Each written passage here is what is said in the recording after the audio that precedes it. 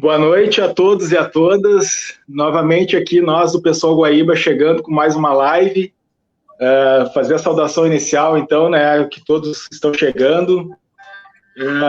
Quero, em nome do Pessoal Guaíba, eu sou o Bruno Silveira, professor de História, hoje estou na direção do Pessoal Guaíba.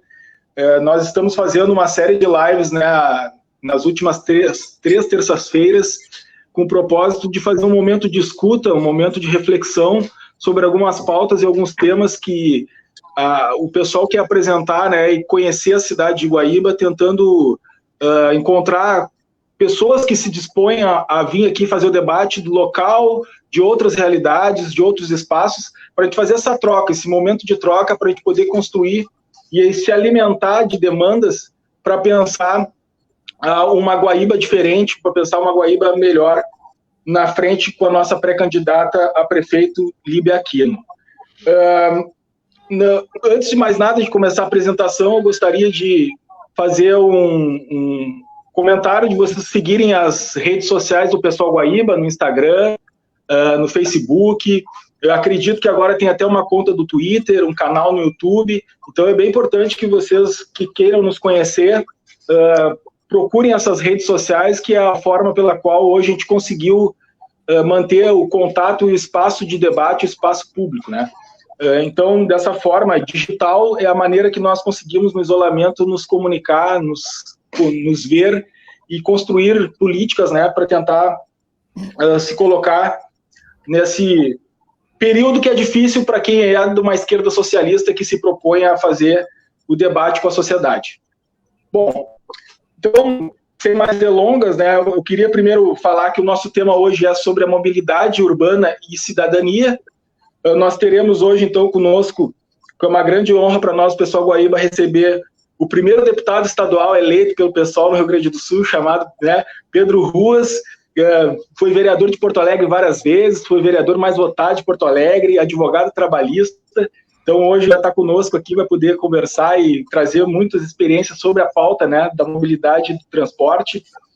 Também conosco está, né, o Rafael Link, que é o coordenador professor de História também, colega, coordenador do Emancipa de Gravataí, cursinho popular, né, pré-candidato a vereador da cidade de Gravataí também, já foi candidato a deputado, a gente estava conversando antes aqui, federal, já foi 2 vezes candidato a prefeito de Gravataí, então é uma honra tê-lo aqui conosco também para poder, cicloativista, outro também, né, outro ponto muito importante para a nossa pauta, e então seja bem-vindo e esperamos fazer uma grande troca hoje de noite.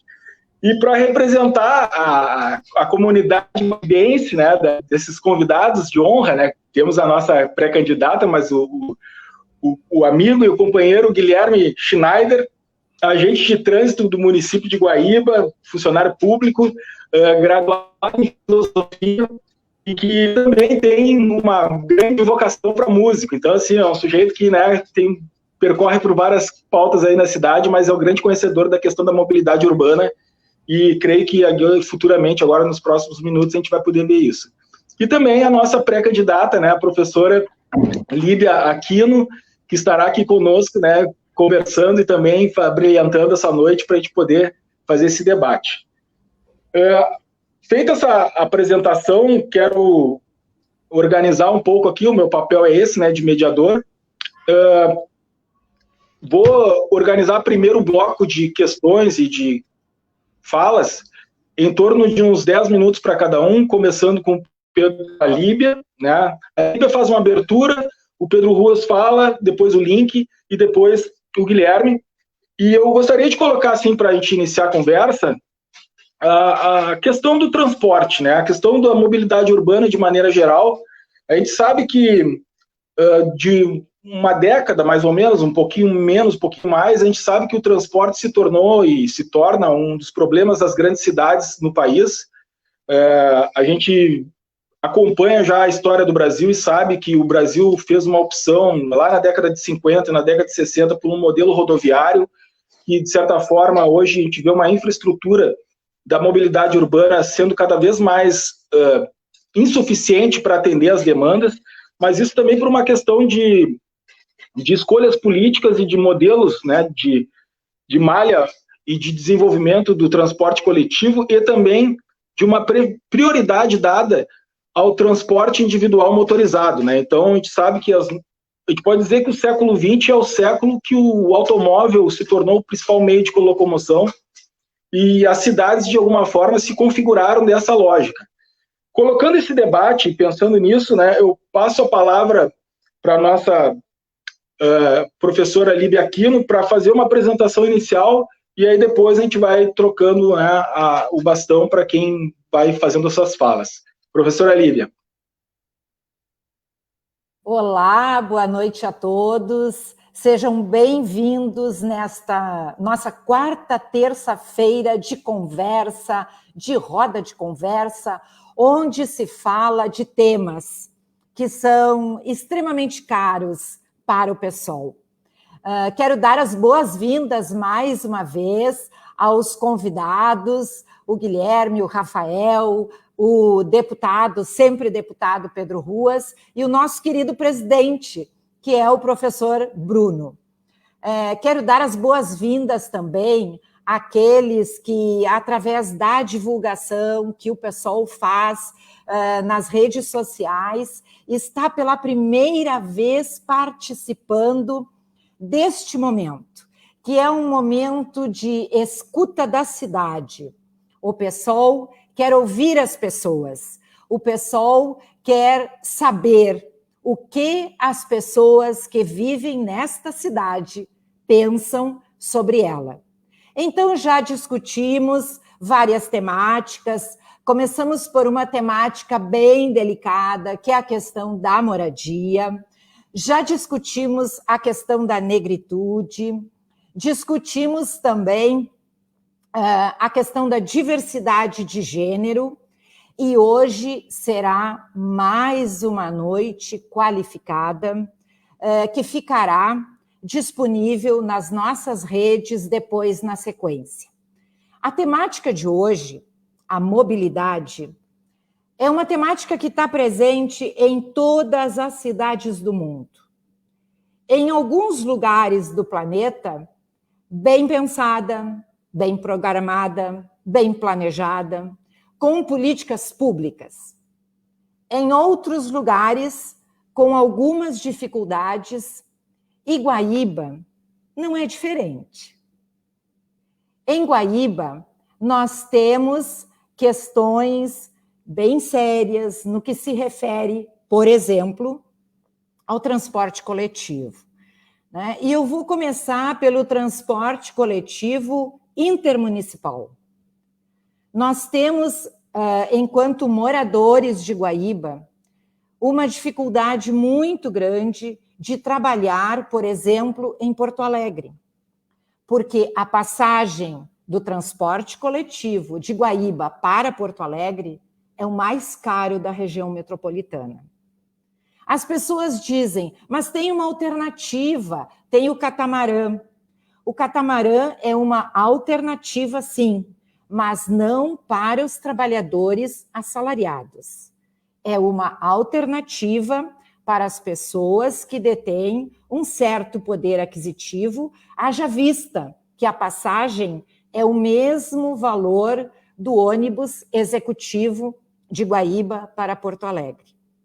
Temos também a questão do monopólio no transporte coletivo de Guaíba para Porto Alegre.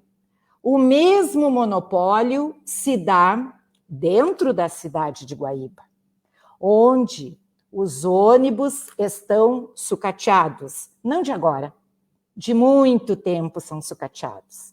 Os horários da passagem dos ônibus pelos pontos não são horários permanentes, são horários bem difíceis e eles têm determinados picos no decorrer do dia. Ao mesmo tempo que tem este transporte, que é coletivo e que é privado, tem também, da mesma empresa, um outro transporte que aqui em Guaíba é conhecido como amarelinho. São micro-ônibus que fazem a mesma rota dos ônibus, mas que passam no ponto um pouco antes do ônibus.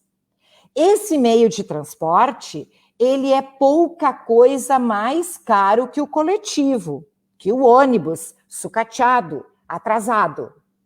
As pessoas, então, optam por este transporte, que passa um pouquinho antes, mas que é alguns centavos mais caro e que deixa as pessoas no lugar onde o ônibus deixaria.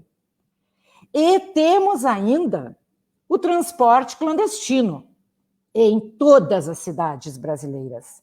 Guaíba não é a exceção.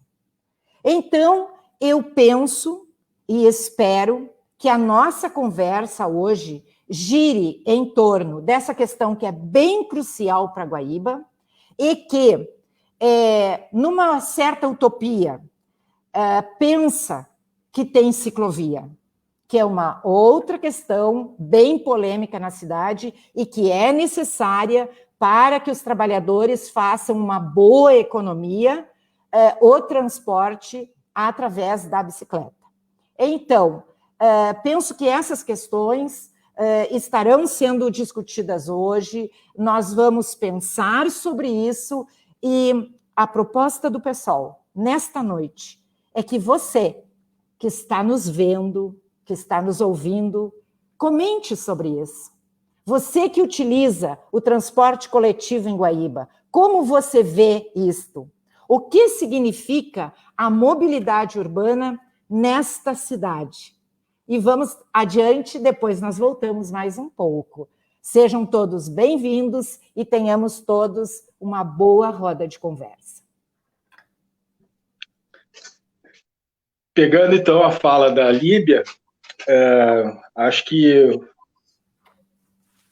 Guaíba está inserida na região metropolitana e que tem o transporte intermunicipal, mas também tem uma forma de funcionamento que se baseia naquilo que, como qualquer outra região metropolitana, a cidade de Porto Alegre, de alguma forma, tudo que acontece na cidade de Porto Alegre, nesse aspecto e em outros, vai influenciar, vai de alguma maneira modelar como é que se faz essa política pública, né, e de como que se monta essa concessão, enfim, esse trabalho que se dá com um direito ou um serviço, que é um debate que a gente pode avançar depois, mas pensando nisso, pediria então ao deputado Pedro Ruas a fazer um balanço, uma análise, né, de todas essas lutas que se envolveu na questão do transporte, de pensar um pouco, de trazer alguns elementos para jogar nessa roda de conversa e tentar refletir, né, sobre a necessidade, a importância desse serviço, desse direito, e como que já a tua experiência de muitas vezes ter travado lutas em torno, né, da questão do transporte público. Então, de imediato, passo a palavra ao deputado Pedro Ruas. Boa noite, Bruno, nosso presidente. Um abraço ao Guilherme, conheço hoje, ao meu querido Rafael Link, companheiro, apesar de ele ser muito jovem, já de muitos anos, a professora, amiga, companheira Líbia, uma honra sempre ao teu lado, Líbia. As nossas amigas e os nossos amigos que nos ouvem nesse momento. Esse tema, eu acho, Bruno, muito apropriado, um dos mais relevantes temas que nós temos, assim, totalmente abrangentes numa cidade, esse aí. Moradia popular, transporte coletivo. Esses temas abrangem 80%, às vezes 90% da população de uma cidade. Então, vocês estão muito bem discutindo isso aí. Particularmente, são dois temas que sempre me preocuparam.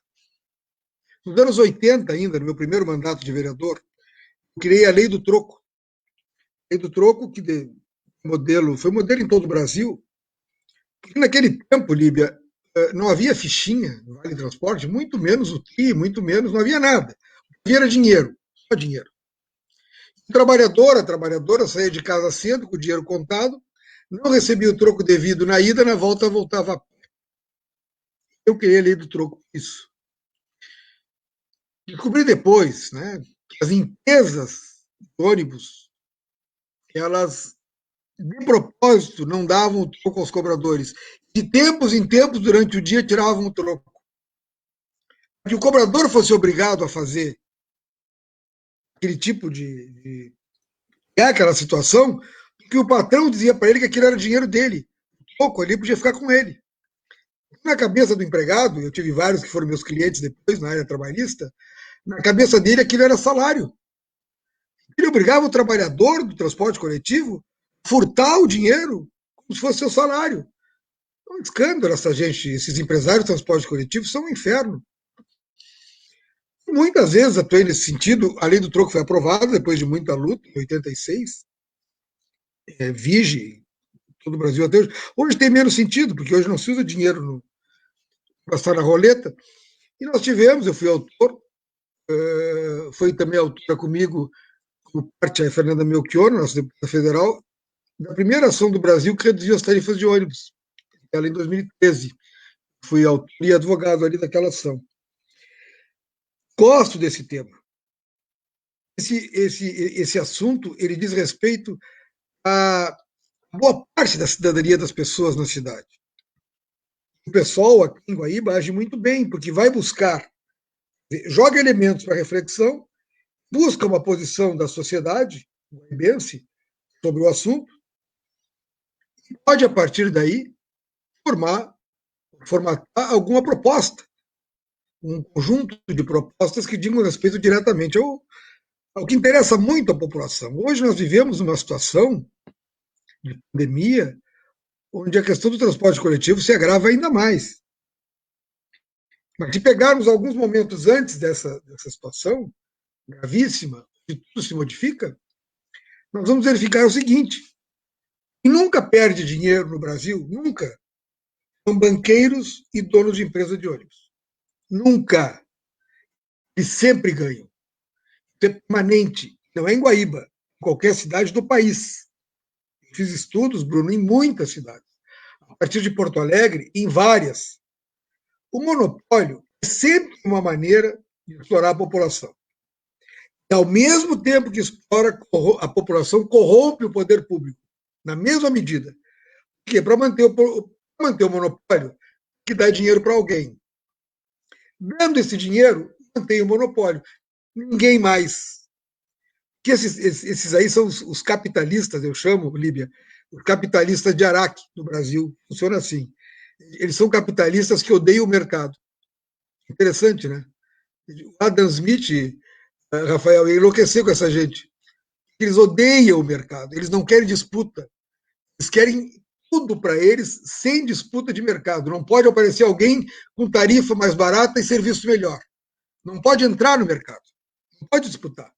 Não tem licitação. Não admitem. É assim que funciona. É um problema aqui em Guaíba, o Rafael vai dizer que é um problema em Gravataí, porque eu sei que é, com a Sogil, problema em Cachoeirinha, problema em Porto Alegre, problema em Canoas, lá em Santa Cruz, em Bagé.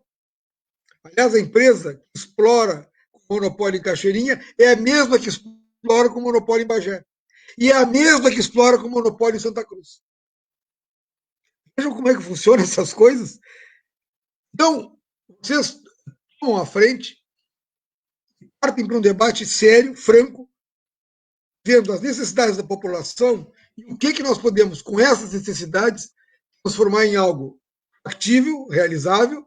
Ninguém vai vender ilusões. Mas nós temos que ter capacidade do enfrentamento.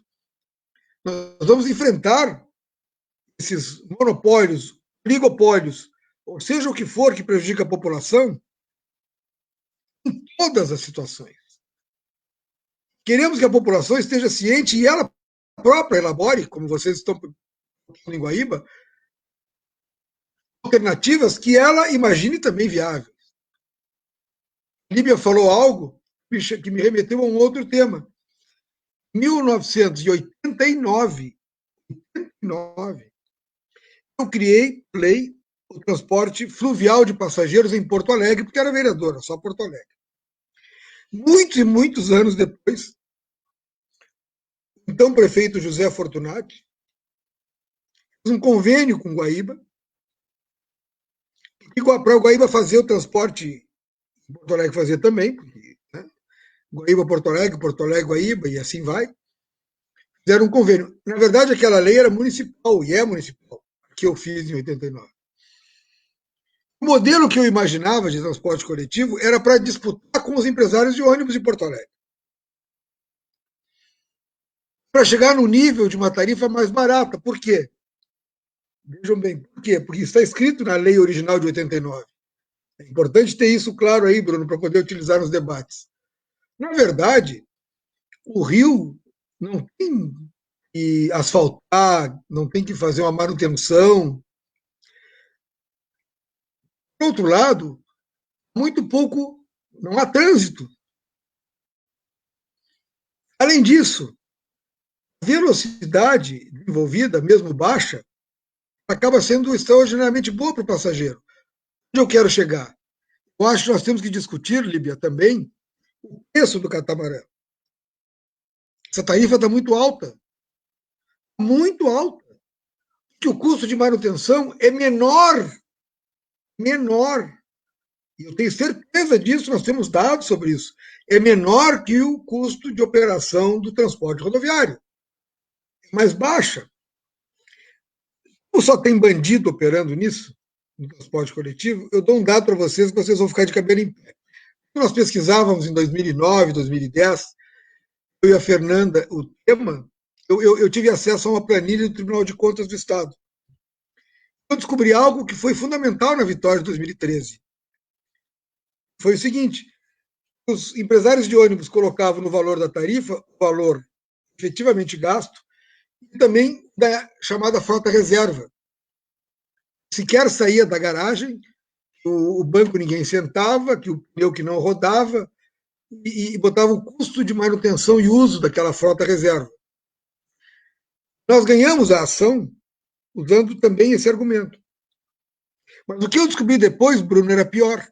Depois de ganhar, eu descobri algo, 1 ano e meio depois, eu descobri algo fantástico. E aquela frota reserva, Rafael, sequer existia. Ela era virtual. Ela era virtual, ela só existia no computador. Não havia um ônibus de ferro, lata, roda, não havia. Se precisasse, eles encomendavam. Então, não havia frota virtual. Quando havia, eram 2, 3 ônibus e eles consideravam 20, 25, 30. Aí os colegas do Guilherme, pessoal dos fiscais de trânsito, os guardas de trânsito, os azuizinhos, como se chama, em Porto Alegre, me ajudaram muito nesse sentido também. Me mostrar que aquilo não existia. Sabia que não existia. Eu fui ver e não havia. Denunciei isso. Também para o Tribunal de Contas, também na Justiça. Bem, então eu quero encerrar por aqui, ouvir os demais, mas dizer assim, ó, este tema, independentemente dos outros, que eu gostei muito, que a Líbia elencou agora há pouco, que diz respeito, repito, à quase a totalidade da população.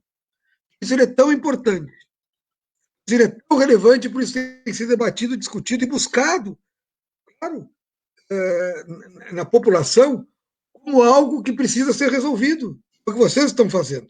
Precisa ser. Quando a Líbia me fala que tem o amarelinho que passa antes, eu fico pensando assim, bem, como é que são as condições de higiene atuais durante a pandemia nisso aí?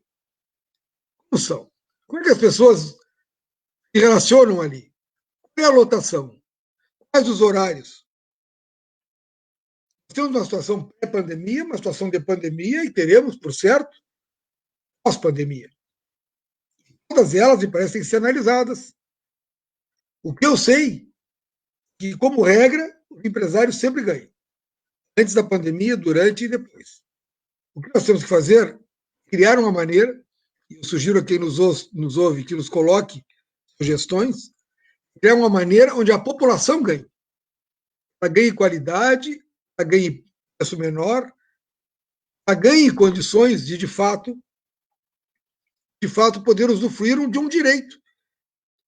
A Constituição garante o direito de ir e vir, e nós sabemos que numa cidade de Guaíba ou qualquer outra cidade de porte médio ou grande, o direito de ir e vir está ligado diretamente ao transporte coletivo urbano.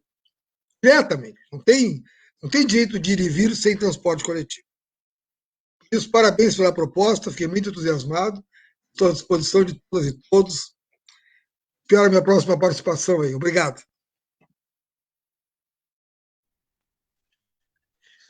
Muito obrigado, Pedro.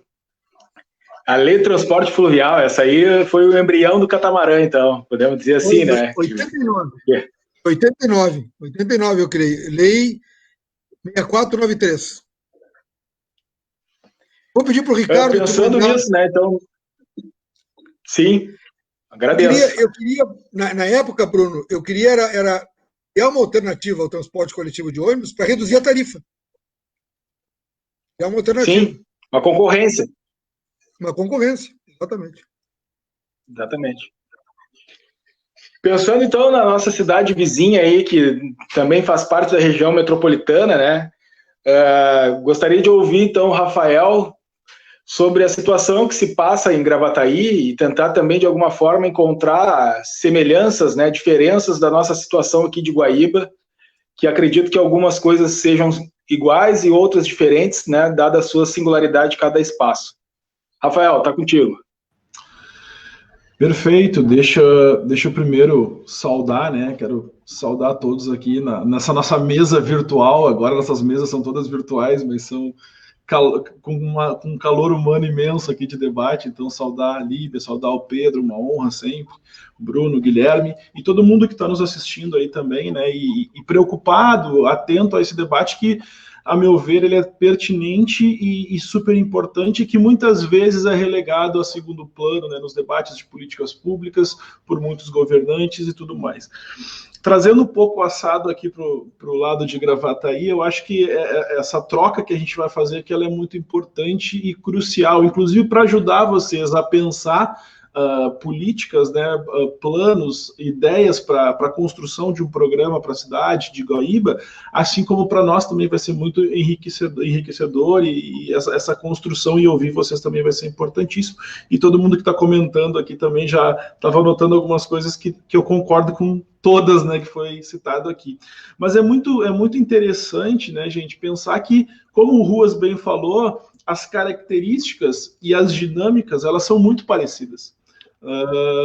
Por que eu me refiro nesse sentido? Porque se a gente for analisar do ponto de vista de um monopólio, aqui em Gravataí a situação é tão calamitosa quanto o é aí em Guaíba, né? Para a gente ter uma ideia, para nós fazermos uma viagem intermunicipal de Gravataí a Porto Alegre, é R$9 praticamente o valor, né? Isso todo dia, 2 vezes ao dia, imagina o quanto que é de custo para um trabalhador, uma trabalhadora no seu cotidiano, no seu dia a dia, né? Então, esse processo a gente tem que deixar, então, aqui bem evidente.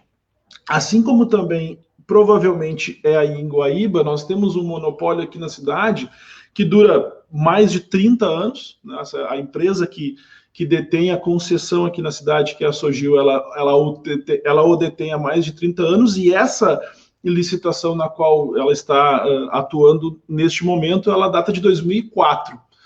De 2004, ela tinha um tempo, né, uma duração de 10 anos, podendo ser prorrogada por mais 10.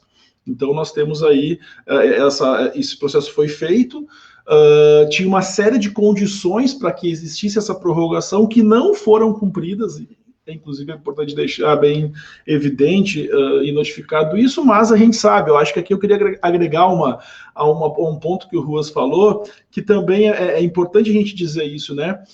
A série de conchavos, negociatas que essas empresas têm com o poder público nas cidades. Né? Gravataí, por exemplo, essa empresa passou por várias administrações e governos de partidos diferentes.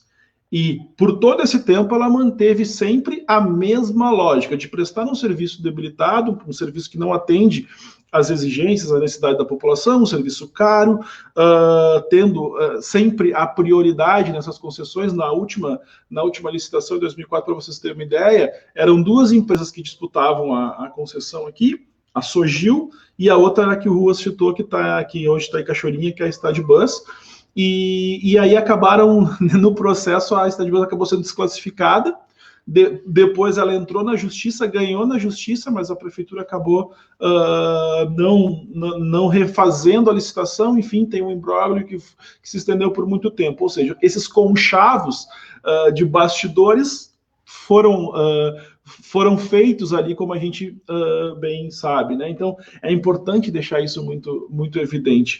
Um outro ponto interessante também aqui, gente, é que A luta do pessoal, por exemplo, a construção do pessoal e toda a luta do pessoal aqui, ela está muito ligada a uma construção junto a todos os insatisfeitos com a Sogil, né? A gente teve duas participações importantíssimas aqui na cidade, por exemplo, de enfrentamento, de mobilização, uma muito grande na mesma época, em 2013, de 2002 para 2013, ali naquele fervo que foi, né, aquelas movimentações em que o Ruas e a Fernanda tiveram uma atuação também brilhante em Porto Alegre, enfim. Mas isso também aconteceu aqui, né? E até hoje existe um movimento sempre muito latente de insatisfação de boa parte da população. Eu tenho certeza que em Gravataí, como também tenho certeza que acontecer em Guaíba, se fizer uma enquete, uma votação pública, assim, um levantamento de opinião em relação ao serviço dessas empresas, a insatisfação ela vai ser maior do que a satisfação. Né? Então é sempre importante dizer. E só para colocar algumas coisas que a gente discutiu, como o Bruno comentou, né? Eu fui candidato pelo pessoal aqui em 2016, 2017 a prefeito da cidade, e a gente construiu um programa, um manifesto, como a gente chamou, com vários eixos temáticos. E um dos eixos que mais me era caro, digamos assim, por ser um militante, né, do cicloativismo e da mobilidade urbana, ou melhor, da mobilidade humana, depois a gente pode falar um pouco mais sobre isso, a gente construiu um programa que defendia alguns pontos que eram centrais para nós naquele momento, né? E uma das questões que a gente coloca sempre, porque aqui em Gravataí, e provavelmente também aí em Guaíba, a concessão do transporte público é uma caixa preta. Né? Tu não tem acesso, tu não consegue tornar isso um debate transparente na cidade. Né? Então, era uma das nossas propostas que essa caixa preta fosse aberta. E eu defendo, agora como pré-candidato a vereador, que é preciso abrir essa caixa preta. E a Câmara de Vereadores, ela tem que ter um papel preponderante também nisso. Os vereadores têm que tensionar. Olha o que o Pedro Ruas, a Fernanda fizeram, por exemplo, em 2013. Né? Os vereadores têm que se posicionar. Mas aqui na cidade, né, na minha aldeia dos Anjos, me parece que esse conchavo ele vai para muito além das portas da prefeitura e atinge, inclusive, os gabinetes da Câmara de Vereadores, muitos deles financiados pela empresa que detém um monopólio do transporte público. Isso é importante dizer, né? A gente não tem medo de botar o dedo nessa ferida, porque a gente não é financiado por esses caras. A gente está aqui justamente para ser a pedra no sapato desses caras, né? E é importante que nós sejamos. Eu acho que esse é o papel histórico que o pessoal sempre tem a desempenhar, né? De enfrentar esses privilégios, essas concessões aí feitas justamente para atender uma minoria, né? Então é importante a gente colocar isso. Então é preciso abrir essa caixa preta. A gente defendeu isso em 2016 e vai defender isso agora em 2020 também. Uma outra coisa que a gente acha que a gente defendeu muito naquele momento, eu acho que seria interessante vocês pensarem em Guaíba, é a construção, defender a construção de eu anotei aqui, um conselho de usuários. Nós não temos isso aqui em Gravataí. Um conselho de usuários do transporte público. Um fórum mesmo, né, representativo, que possa opinar, que possa fiscalizar, porque se a prefeitura não fiscaliza, se a prefeitura não faz o seu papel, que o papel nessas concessões da prefeitura também é fiscalizar. Mas não é nada fiscalizado. Tem uma série. Eu estava levantando os elementos dessa concessão aqui na cidade, muitas dos pré-requisitos para, por exemplo, se renovar esse contrato, ali, essa concessão em 2014, por exemplo, foram ignorados, não eram feitos pela prefeitura. Então a gente defendia lá em 2016, 2017 um fórum, né, uma organização da sociedade civil que pudesse de alguma forma influir democraticamente, como é assim uma pauta nossa, né, de construir esses fóruns democráticos para isso. E um outro debate que a gente fez naquela época, que a gente ainda quer trazer aí neste momento, era naquele contexto a criação de um fundo municipal para o passe livre. Né? Eu acho que esse é um debate também interessante e importante para a gente colocar. Tudo isso estava no nosso manifesto, no nosso programa de governo para caso a gente assumisse a prefeitura, né? Então, acho que esse é um primeiro ponto. Não tem como a gente falar, infelizmente, quando se trata de região metropolitana, de municípios, não tem como a gente falar de mobilidade urbana sem falar de transporte público de qualidade. Mas, para finalizar, eu não posso pensar que a solução para todos os problemas da mobilidade urbana passa apenas por um transporte público de qualidade. Sim, ele é essencial, mas nós temos outros elementos e outras ferramentas que são essenciais. O cicloativismo, a lógica da bicicleta nas cidades, ela é crucial também. Mas, para além disso, a gente tem que pensar principalmente em democratizar esses processos, democratizar o trânsito, democratizar os espaços né, de locomoção na cidade, principalmente pensando por uma lógica multimodal, né? Eu acho que esse é um debate central que a gente tem que trazer, né? A lógica de um transporte multimodal que dê diferentes alternativas e possibilidades para as pessoas se deslocarem na cidade. E isso, a meu ver, é uma coisa que até então é muito ignorada e negligenciada nos debates. Nós temos, por exemplo, uma lei de 2012, que é a lei né, que rege, de certa forma, e que exigia, por exemplo, a criação de planos de mobilidade urbana, né, a Política Nacional de Mobilidade Urbana, de 2012 até hoje, 2020, Gravataí, por exemplo, não tem efetivado, eu acho que Guaíba deve estar na mesma situação, o seu plano nacional, o seu plano municipal de mobilidade urbana. É uma lei 12.587, de 2012 até 2020, a minha cidade de Gravataí, por exemplo, não tem sequer estudos avançados para colocar em prática esse processo. E essa política de mobilidade urbana, ela vai para muito além apenas da lógica ou do transporte público ou de uma lógica carrocêntrica. Ela trabalha numa visão muito mais multimodal, coisa que poucas políticas públicas realmente têm fomentado e provocado por esses agentes, né, administradores públicos. Na minha cidade, pelo menos, é zero, né, e outras cidades que a gente circula também são zero. Acho que a gente pode aprofundar esse debate depois no próximo bloco para poder realmente desnudar, né, muitas vezes esse discurso falacioso dos nossos governantes.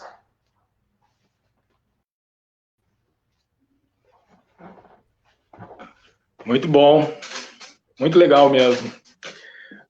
Fico pensando, né, na questão da lógica carrocêntrica, né, como que a gente está dentro de uma perspectiva assim que prioriza muito o transporte individual, que sobrecarrega nossas vias, né, e prejudica uma série de situações, quando na verdade poderia pensar numa outra lógica até do indivíduo se relacionar com a cidade de uma forma diferente. Mas vamos avançar nisso no segundo bloco e vamos fechar esse primeiro com um comentário, com a fala, né, do Guilherme, que tem, enfim, a sua trajetória dentro do conhecimento do tema na cidade. Então, Guilherme, está contigo agora. Isso aí, boa noite a todos aí, e agradecer o convite. Acho muito importante esse tipo de oportunidade para a gente debater questões tão importantes quanto a cidade, enfim, a questão de mobilidade, etc. Também os demais participantes aqui, né, o Pedro, a Líbia, o Rafael, o Brunão. E só também, assim, só para deixar um pouco claro, muito embora eu trabalhe na prefeitura, né, sou funcionário público há 12 anos, na Secretaria de Mobilidade Urbana, mas eu tô aqui como cidadão para tentar contribuir também para esse debate nesse tema tão importante aí, que é a mobilidade, né? Enfim, então não vou expressar as minhas opiniões e as minhas ideias, não representando, né, a prefeitura ou a secretaria. Então, assim, eu só gostaria de fazer um breve apanhado assim sobre a questão de mobilidade em geral assim no nosso município, né, só para a gente se situar um pouco mais na nossa cidade aqui. Então, a gente vai ter assim, Guaíba tem uma área total aí de 376 mil quilômetros quadrados, tá?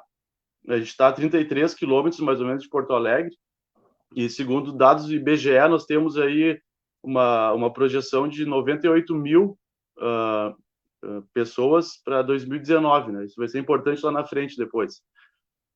Uma questão importante para a gente tratar da mobilidade é a gente fazer uma análise da nossa frota de veículos, né? Que, como o Bruno acabou de falar, nessa importância que no mais das vezes o poder público dá para o carro, para o veículo, e não para o cidadão, né? Não para a questão de mobilidade do cidadão, né? Então, nós temos uma frota, aí, segundo dados aí do Detran, atualmente de 53.500 veículos no município, né?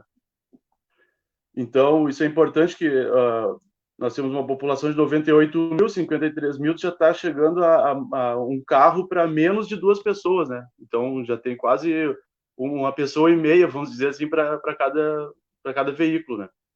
E também a gente vê o crescimento da nossa frota, né? De 2015, por exemplo, 46 mil, para hoje, né, 53, a gente está tendo mais ou menos um crescimento aí de 3% na nossa frota, que isso reflete no pensamento e nas políticas públicas na questão da mobilidade, né?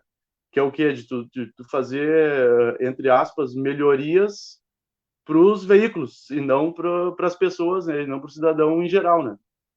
Então, a gente vai ter, por exemplo, assim, na nossa cidade, aqui nós tivemos algumas obras importantes, né, no que toca à mobilidade. Em 2012, por conta de uma parceria com a fábrica aqui de celulose, enfim, que teve a sua planta duplicada ou triplicada, né, então, mas seguindo essa mesma lógica, né, foram adequações ou reestruturações viárias que alargaram as ruas, criaram grandes avenidas, né, enfim, tudo pensando no veículo, né, e não pensando na questão da mobilidade em geral. E aí até na questão que o Rafael tocou também, que eu acho importante, nós temos, por exemplo, em Guaíba, em torno de 5,5 km de ciclovias ou ciclofaixas, né? Só que, ao mesmo tempo, essa criação dessas ciclovias e ciclofaixas não foi a partir de um plano, de um planejamento, né, do administrador público para incentivar essa alternativa de transporte, mas sim por conta de legislação, por força de lei, porque a reestruturação viária previa que tinha que ter a ciclovia e tinha que ter enfim, ciclofaixa, né, dentro do projeto.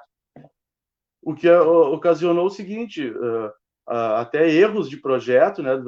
Tem alguns trechos aqui de uma avenida nossa, aqui, Adão Fox, que tu tem a ciclovia com obstáculos físicos no meio da ciclovia, um poste, né, no meio, e até o deslocamento da ciclovia para vias paralelas, porque não tinha espaço físico e também tirou, o usuário não usa, né? O que gerou uma subutilização, vamos dizer assim, da ciclovia. Elas foram feitas por força de lei, mas não se teve nenhum planejamento, não se teve nenhuma política de conscientização da população, de incentivo para o uso da bicicleta, né, como alternativa de deslocamento. Foram feitas apenas por questões legais, né? Enfim, avançando aí, acho que de repente um dos temas principais, né, nós vamos chegar no transporte coletivo, né, aqui da nossa cidade. Então, só para a gente dar assim, um panorama, até 2015, nós tínhamos aqui na cidade as concessões feitas através de carta convite, né? Não se tinha nenhuma licitação, nunca se teve uma licitação. Então, a partir de 2010, mais ou menos, começou a se pensar nessa licitação, né? Foi se trabalhando, enfim, em cima disso. E em 2015 ela foi efetivada, né? Enfim, e teve uma empresa vencedora. Bom, essa licitação ela teve algumas características bem interessantes, assim, né? Que foi, de repente, no primeiro momento a gente pode pensar até como um avanço, né? Que, por exemplo, 100% da frota 0 km, né? Isso a gente está falando lá de 2015. 100% da frota com elevadores, né, para acesso de pessoas que têm, enfim, dificuldade de locomoção, né? Essa licitação foi feita por 20 anos, a concessão, renováveis por mais 10, né?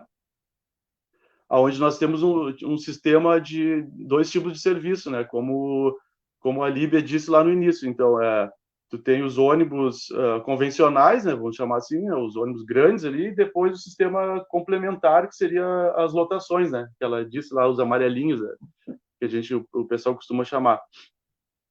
No primeiro momento, se pensou lá no sistema operar com as linhas bairro-centro, né, com integração a todos os veículos com bilhetagem eletrônica, né, enfim, e do terminal do centro você teria 30 minutos para utilizar a mesma passagem e integrar para outro bairro, né. E esse sistema complementar das lotações faria só o trajeto bairro-centro, né, com uma passagem só. O preço, na época da passagem, né, da empresa vencedora, ficou em 2,70, né, isso em 2015, sendo que o sistema complementar, que é as lotações, seria um valor 15% maior do que o convencional. Então, daí a gente já começa a ter alguns problemas, né? O valor da lotação está atrelado ao valor do convencional, né? Então, tu não tem todo o cálculo que é utilizado para chegar no valor da tarifa é em cima do passageiro do convencional, né? Porque o valor do complementar é um percente do convencional, né? Não se faz um cálculo, não se busca saber o número de usuários do amarelinho da lotação para calcular o valor daquela tarifa, né? Só se utiliza só o usuário do convencional. E como a gente bem sabe, como a Líbia falou no início, se você tem a lotação indo na frente do ônibus, está tirando o passageiro do convencional, que não vai entrar no cálculo da tarifa, né? Enfim, então já vai gerar distorções, né? Nesse sistema.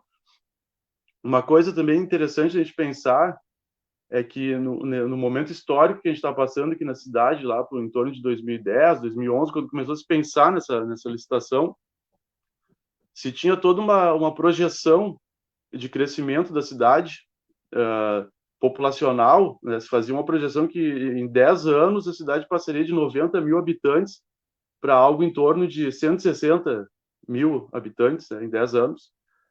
Se tinha uma projeção de crescimento aí de mais de 10 loteamentos novos, né, na cidade. A própria empresa que duplicou aqui a sua planta, enfim, que traria mais trabalhadores para a região, empresas de médio porte e pequeno porte que se instalariam no nosso distrito industrial, enfim. Então, em cima de tudo, todo esse contexto e todas essas projeções, se chegou numa estimativa mais ou menos de 230 mil usuários pagantes, né, para o sistema poder operar, né? Enfim, a gente sabe, né, isso é a nossa realidade hoje, né, que é pré-pandemia, né, então um pouco antes da pandemia, depois da pandemia nem se fala, né, mas antes da pandemia nós já tínhamos aí essa previsão de 230 mil usuários mês, já estava em 170, 160 mil usuários mês, né? A própria projeção de aumento da população não se concretizou, saímos de 90 mil, 10 anos depois, 98 mil habitantes. Algumas empresas que viriam para a cidade não vieram, algumas vieram e fecharam. A fábrica de celulose foi uma das únicas que efetivou realmente aí sua ampliação, né? E tudo isso gerou um déficit de usuários, né, no sistema, que daí a gente entra num ciclo vicioso, né? Você tem, segundo o argumento deles, né, o menos usuário pagante, né, porque o sistema todo é custeado com a tarifa, né, do usuário. Então você tem menos usuários, força o aumento do preço da tarifa, que faz com que mais usuários saiam do sistema, né?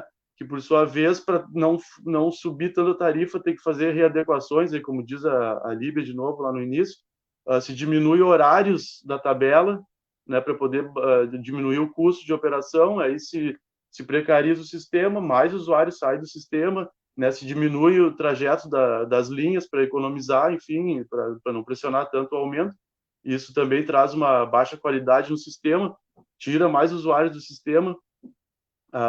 As próprias a fábrica que teve esse aumento aí de produção e de trabalhadores, enfim, ela concentrou, né, o seu trabalhador ali, enfim, das terceiras, em sistema próprio de transporte fretado, né? Ou seja, a projeção de que entrariam pessoas, trabalhadores do sistema não se concretizou, né? A questão do clandestino, como ela também falou, né, lá no início, que é a mesma coisa, é o mesmo ciclo vicioso, né? Se abriu espaço para esse tipo de transporte não legalizado, enfim, e cada vez pressionou mais o sistema para o aumento da tarifa, que faz com que cada vez mais usuários saiam do sistema, né? Então, a gente atualmente, no que tange aí o transporte coletivo, a gente está nesse impasse, né? Que a tendência, infelizmente, é de que cada vez piore mais, né? Se não houver algum tipo de atitude, né, alguma política pública para poder equalizar esse sistema, né? Então, mais ou menos esse é o nosso panorama, então, né, que a gente pode ver aqui. Infelizmente, não se tem esse pensamento da mobilidade como um direito, enfim, do cidadão, mas se tende mais a pensar em mobilidade como veículo, né? Então, se faz grandes avenidas, né? A questão do transporte, outras modalidades, como a bicicleta, por exemplo, também não se tem eu não vejo, pelo menos, eu não vejo um movimento do ente público aqui na cidade para fomentar esse tipo de modalidade de transporte. E a questão do transporte coletivo se chegou nesse impasse, né, que se diz que não consegue mais gerir o sistema aqui nosso, né, eu falo do transporte interno, né, o intermunicipal já tem outra realidade, né, que não se consegue mais tocar o sistema com esse número de usuários, enfim, porque está caindo cada vez mais, né, o número de usuários e não consegue mais custear o sistema, né. Então, acho que é mais ou menos por aí, só para a gente iniciar, né, o debate. Muito obrigado, Guilherme. O pessoal está interagindo conosco aí, mandar um abraço para o pessoal, Matheus, Almiro, Thomas, Tânia, a Dani, a Liane, o Pablo, a Vanessa, Fernando, né, a Gabriel Focking, grande camarada aí, Eduardo Sarturi, quanto tempo aí também, Eduardo Rupental, Eduardo Raguzzi, muita gente aí contribuindo. O Pablo chegou até a comentar aqui que a maneira pela qual uma cidade se mostra competitiva na atração de novas empresas, uma solução poderia ser o transporte gratuito. Também diz a maneira que a cidade encara o transporte é um termômetro, né, para a cidade ser pensada. O Rogério Kepler coloca, né, seria muito importante uma boa ciclovia que liga os bairros ao centro. O Thomas, falta transparência. Guaíba não libera informações sobre o transporte, sobre o cálculo da passagem, sobre os estudos para implantação do transporte público. O Eduardo Rupental diz, a mobilidade urbana temos tema socioambiental e enfrentamento necessário à máfia do transporte e de um programa dos e com os trabalhadores.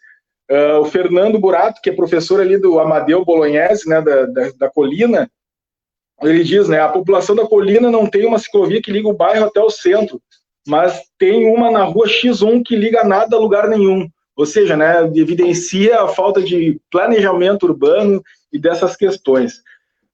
Gostaria de ouvir de novo o Pedro, né, e pedir para ele comentar e fazer uma análise, assim, caracterizar o quadro que hoje o transporte se coloca nas cidades brasileiras, pensando, né, nessa conjuntura que a gente viu e que tu fez parte disso, a partir do debate que surgiu, né, em 2013, principalmente, com o movimento Passe Livre e com o Bloco de Lutas em Porto Alegre, onde se teve, né, um movimento vindo espontâneo dos movimentos, das organizações, trazendo um debate, né, com o transporte sendo um direito e não uma mercadoria, né? E naquele momento, que a gente vivia aí num período de euforia econômica, de certa forma, existia uma lógica prevalecendo no país que era de redução do IPI, né, dos produtos industrializados, o que fez com que a indústria automobilística crescesse e aumentasse suas vendas em escala muito grandiosa. Aquele momento ali de 2013, a gente sabe que foi o embrião, né, de uma ruptura que se deu com um projeto que vinha desde o início dos anos 2000, né, neodesenvolvimentista, e que colocava essa lógica do crescimento que o Estado, mas chegou num dado ponto que houve uma tensão de avançar na pauta dos direitos sociais, e aí o transporte está incluído nesse processo, e que acabou culminando também depois um processo de reversão desse quadro de neodesenvolvimentismo para governos que a gente sabe que todo o processo político que aconteceu no país, de queda de governos, de golpe, de impeachment, e que aconteceu uma implantação de uma agenda de ajuste fiscal e neoliberal. O que ocasionou com isso tudo, né? Por um lado, a gente vê um lado neodesenvolvimentista que apostou nessa lógica do transporte individual motorizado, né? O Eduardo Raguzzi comenta ali que escutou de um companheiro da Massa Crítica, um movimento de cicloativistas, né? que alargar as ruas é a mesma coisa que aumentar o cinto, né, de uma pessoa idosa, então não resolve o problema. E aí a gente vê que toda a agenda neoliberal coloca para nós a precarização do trabalho. Aí tem, por um lado, uma grande quantidade de frota de automóveis disponíveis por um período que teve crescimento econômico, e, de um outro lado, a gente vê uma agenda que está precarizando as relações de trabalho e que a junção disso tudo vai resultar naquilo que a gente chama hoje de uberização, né? Como que a uberização se coloca hoje para o desafio do transporte público? Como que tu veria isso, Pedro? E se pudesse comentar um pouco sobre essa questão.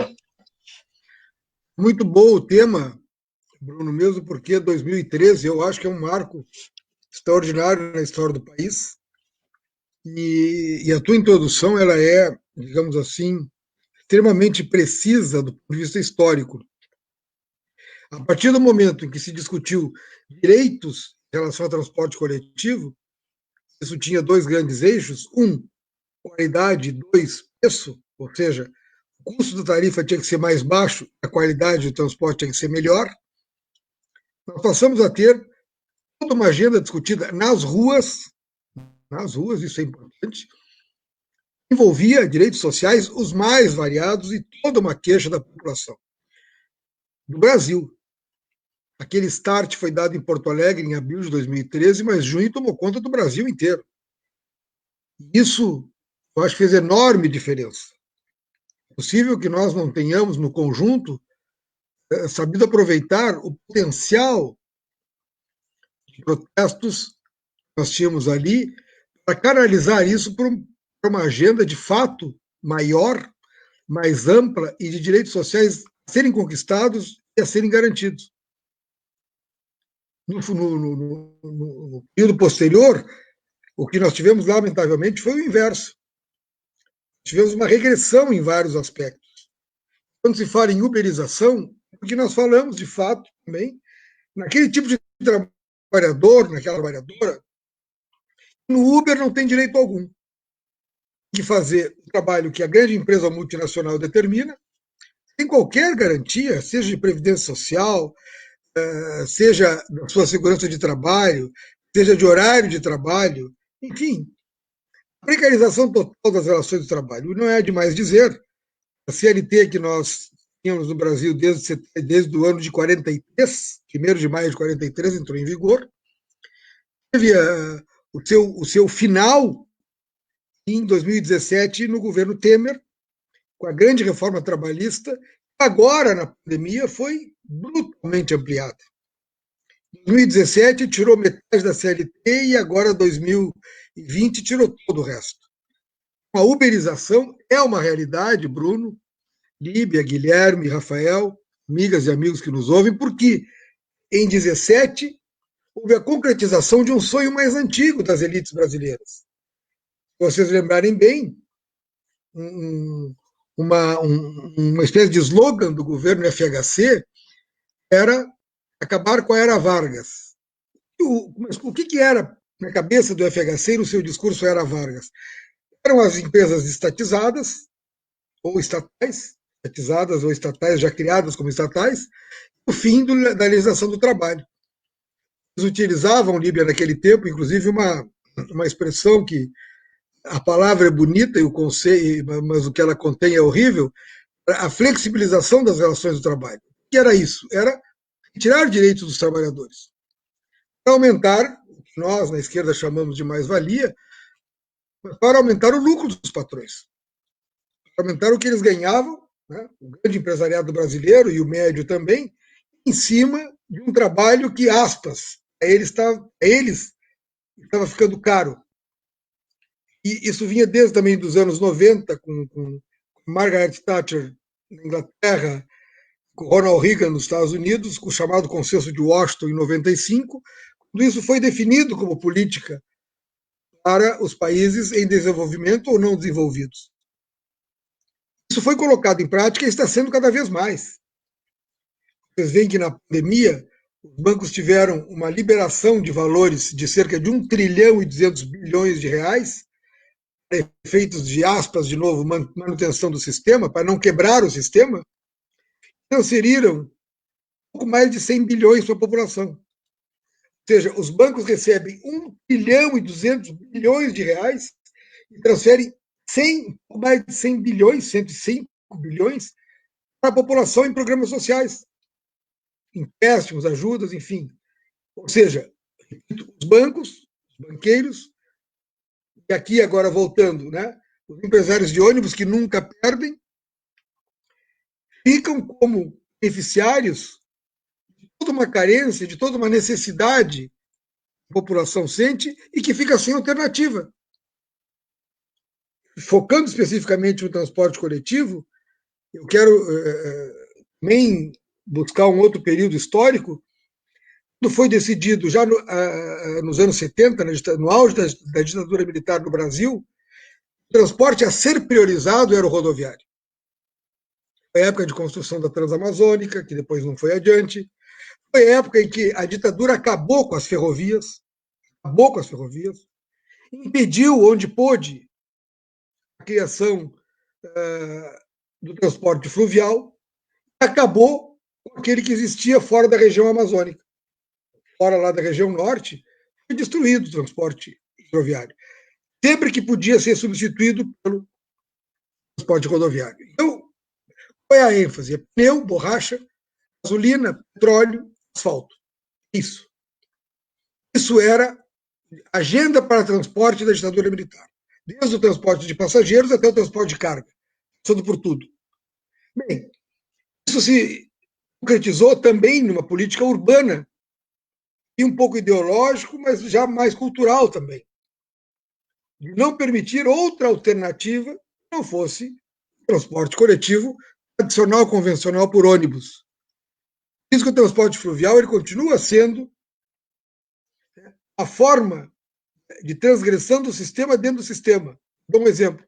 Em Porto Alegre, aquela lei que o Bruno gostou, que eu fiz a referência, ela nunca foi posta em prática na capital. Em Porto Alegre é proibido ter transporte fluvial. O único que existe é o convencional, do acordo com Guaíba. Mas a lei foi feita para ligar o Lami, ligar Ipanema, ligar Belém Novo, ligar tudo isso ao centro e vice-versa. Não foi feita para outra cidade, foi feita para Porto Alegre. Os empresários de ônibus, Líbia, nunca permitiram que fosse criado sequer o processo licitatório para transporte hidroviário. Sequer. O Rafael Link falou que há 10, 15, 20 anos, mais 30 anos, há um monopólio, a mesma empresa, a Sogil, manda em Gravataí. Mas há 70 anos as empresas, há 70 anos, as de transporte coletivo em Porto Alegre mandam na capital. Há 70 anos. Antes de eu nascer, em 64. 70 anos mandam em Porto Alegre. O sistema é o mesmo. Inacreditável isso em Porto Alegre. Eu poder denunciar as concessões públicas, o transporte coletivo é uma concessão pública. Portanto, se alguém não pode mais exercê-la, tem que devolver ao poder público. Não é assim. Na verdade, não é assim. As empresas compram e vendem as próprias empresas entre si. Para poder provar que isso era verdade, eu tive que buscar um inventário, Bruno, uma empresa coletiva de alguém que faleceu, sendo distribuída, uma empresa de transporte coletivo sendo distribuída entre os herdeiros da pessoa que faleceu. Bem, nós temos uma situação, isso é como vender um cartório, algo que é inimaginável pensar. Como pensar nisso, vender um cartório? Como vender uma vara da justiça do trabalho? Não tem como fazer isso. Mas no transporte coletivo tem. São donos da concessão. Como eles são donos, os empregados são seus empregados, fazem o que querem com os trabalhadores, fazem o que querem com os usuários. A agenda nossa, 2013, de direitos sociais avançados, que foi muito boa e importante, em algum momento histórico será retomada, eu tenho certeza, mas ela hoje encontra-se totalmente defasada face à realidade. Nós temos, em inúmeros setores, não apenas no transporte coletivo, mas em inúmeros setores um retrocesso brutal. Brutal.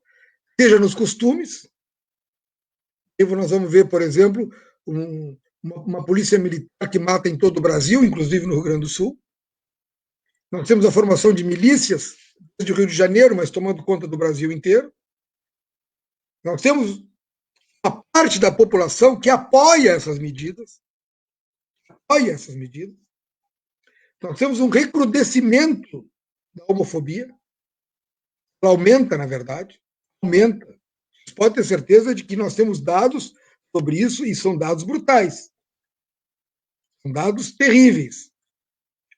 Eu uma vez estava num debate lá na Câmara, eu era deputado, mas era na Câmara o debate, Bruno, Líbia, Guilherme e Rafael, um delegado de polícia falando sobre, chamado por pessoas de lá dos direitos humanos, falando sobre como se deveria agir em qualquer episódio que envolvesse agressão ao pessoal LGBT. Nós tínhamos tido há poucos dias, ele não sabia, o delegado não sabia, uma agressão brutal de 4 brigadianos, 3 homens e uma mulher, a cavalo, que bateram em 2 moças que estavam atravessando a Redenção de mãos dadas, o Parque da Redenção. E ele não sabia desse episódio, que foram os brigadianos que bateram. E ele dizia assim, mas qualquer episódio de violência, eu provoquei, claro, né? Eu digo, sim, delegado, e como é que a gente faz quando houver o episódio da violência? Como é que nós denunciamos? Disse assim, por exemplo, se for no Parque da Redenção. Eu sabia que ele não sabia. Ele diz assim, não, mas com qualquer episódio de violência, vocês vão ali no posto mais perto, chamem a brigada militar. Eu digo, bem, quando os agressores forem os membros da brigada militar, para quem que eu denuncio? Ele ficou sem resposta. Que é isso que nós temos. Nós temos uma situação onde não há respostas, onde as pessoas não têm onde reclamar. Hoje, um trabalhador, uma trabalhadora que não tem seus direitos respeitados, sequer tem acesso à justiça do trabalho, porque mudou tanto que ela é capaz de sair devendo custas e honorários. Antigamente não existia. Olha o retrocesso de 2017. Mas, mesmo que ela consiga chegar ali, ela vai entrar numa lista, como se fosse um SPC, quem reclamou na justiça não pode mais conseguir emprego. Então, é uma situação de precarização tão grande que sequer a reclamação é possível. Isso nos remete a anos passados. Eu acompanho essa pauta dos direitos dos trabalhadores há mais de 40 anos. Eu comecei a advogar com 21 anos, são 43 anos na mesma área de atuação, defendendo trabalhadores na justiça do trabalho. E vocês vejam, nós temos retrocessos brutais. Coisas que há 20 anos atrás, por exemplo, eram garantias do trabalhador brasileiro, não existem mais. Então, um exemplo simples de colocar, um deles são as horas extras.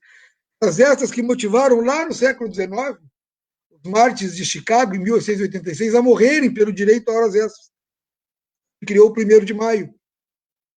E hoje nós estamos numa situação onde isso não existe mais no Brasil. Não há mais esse pagamento. Brutal isso. Eu concluo, para não monopolizar, dizendo o seguinte, Bruno, a tua proposta é excelente. Nós temos que fazer uma reflexão sobre isso, também em âmbito municipal, durante as eleições. Por quê? Porque o período eleitoral é um período que nos proporciona algo muito especial. Um contato privilegiado com a população.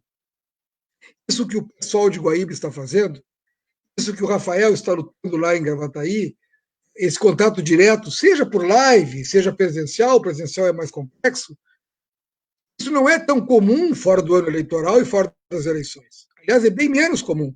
Então as pessoas estão menos receptivas. Agora, aproveitar esse período eleitoral, é isso que eu acho importante, que nós tenhamos consciência. Aproveitar esse período eleitoral, onde as pessoas estão receptivas ao debate, elas querem mudanças e acham que as eleições podem trazê-las de alguma maneira. Bem, esse é o momento de um partido como o nosso, o PSOL, nunca teve vida fácil, demonstrar que veio, que existe. Nós lembrarmos que o PSOL nasce quando o monopólio da esquerda era do PT, e, portanto, nós não tínhamos muito espaço para nos mexer, o PSOL continua existindo quando o conceito de esquerda ruim foi trazido pelo PT.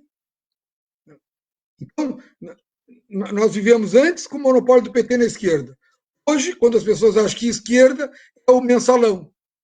Bem, nós não temos vida fácil nunca. Nós temos que aproveitar alguns momentos, que são como esses das eleições, para fazer o que vocês estão fazendo aí em Guaíba. Vocês estão ouvindo a população, sabendo, buscando o que ela quer, o que ela procura, o que ela gostaria que ocorresse. E sem prometer o céu, que não está ao nosso alcance, mas prometendo luta por coisas concretas. Isso é a seriedade. Nós não podemos prometer soluções que não estão ao nosso alcance. Agora, aquelas que estão, e muitas estão, eu repito o exemplo, combater o monopólio, combater o oligopólio, fazer um sistema republicano. Eu não estou falando em revolução socialista, eu falei num sistema republicano, onde haja licitação, onde haja preço justo, onde haja qualidade, onde haja um PROCON que atue, onde as pessoas possam se queixar, possam reclamar, onde o judiciário possa dar garantias. Bom, não é uma revolução socialista, isso tem na Inglaterra, tem na França, em muitos lugares.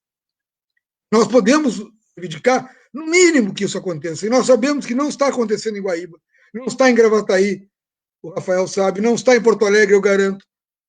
Nós temos situações absurdas. Nós temos, na verdade, um sistema monárquico que se mantém. Que é monárquico? Porque tem a feudos, a determinados grupos de duques, de marqueses, que mantêm privilégios absurdos, ganham horrores sem trabalhar, explorando os outros. Com seus baixos salários, sem salários, aceitando qualquer coisa, pagam tributos como se fossem no tempo do feudalismo. Eu acho que todos nós, esse momento é um momento muito sério, muito importante e, ao mesmo tempo, de oportunidade. Mostrar porque existimos, porque somos o PSOL, e sabemos, a população tem ouvidos receptivos, sim. Tem, mas ela precisa nos ouvir, nós precisamos chegar lá. É um trabalho que nós estamos fazendo. E Guaíba está de parabéns. Eu, em todas as agendas que vocês colocarem, de alguma maneira possa contribuir, assim como Gravataí, o Rafael sabe, estivemos lá muitas vezes, faço questão de estar presente. É uma alegria para mim.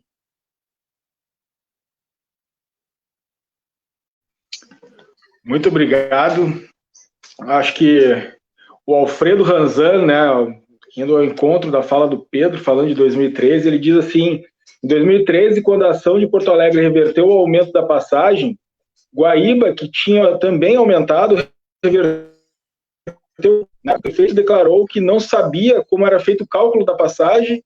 O principal critério era ser 5 centavos menos que Porto Alegre. Ou seja, nenhum tipo de política pública que tinha organizada, simplesmente se baseando naquilo que eu tinha colocado no início da fala do Pedro, né? Como que Porto Alegre ela também influencia as cidades que estão aos seus lados e, de alguma forma, pauta, né, as políticas públicas da região metropolitana de uma maneira geral. Então, eu gostaria de ouvir, né, o Rafael, que na primeira fala ele trouxe um termo que eu gostei muito, dessa lógica carrocêntrica e do aspecto multimodal, né? Da lógica da mobilidade humana. Eu gravei esses termos que eu achei muito interessante. Se tu puder falar um pouco mais para nós sobre isso, tá contigo.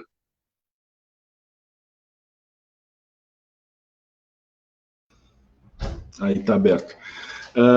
Esse é um tema que eu sempre gostaria até, inclusive, de me referir aqui a um camarada, um companheiro ali que falou lá em cima, que tu até lembrou, Bruno, uma alegoria, uma analogia com a questão do cinto, né, para resolver os problemas do trânsito, enfim, da mobilidade.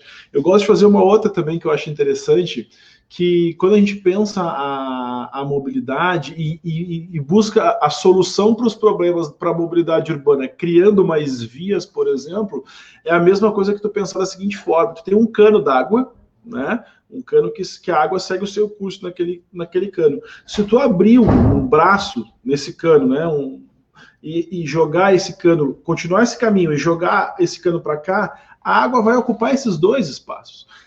E a lógica da resolução de um problema de mobilidade que seja pautada por mais vias vai seguir o mesmo processo.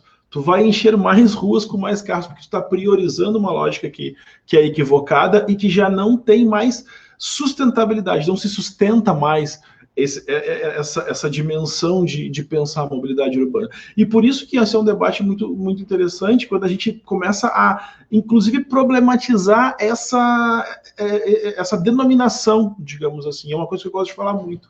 Para mim, hoje, né, no meu ponto de vista, com tudo que eu tenho visto, lido e estudado, eu milito nessa causa do cicloativismo, mais ou menos, vou dizer para vocês, desde 2011 para 2012, que foi quando eu voltei a pedalar por querer fazer um esporte, por querer buscar uma saída para a minha saúde na época, e acabei, né, me deparando e aprofundando todo um debate político que veio nesse processo.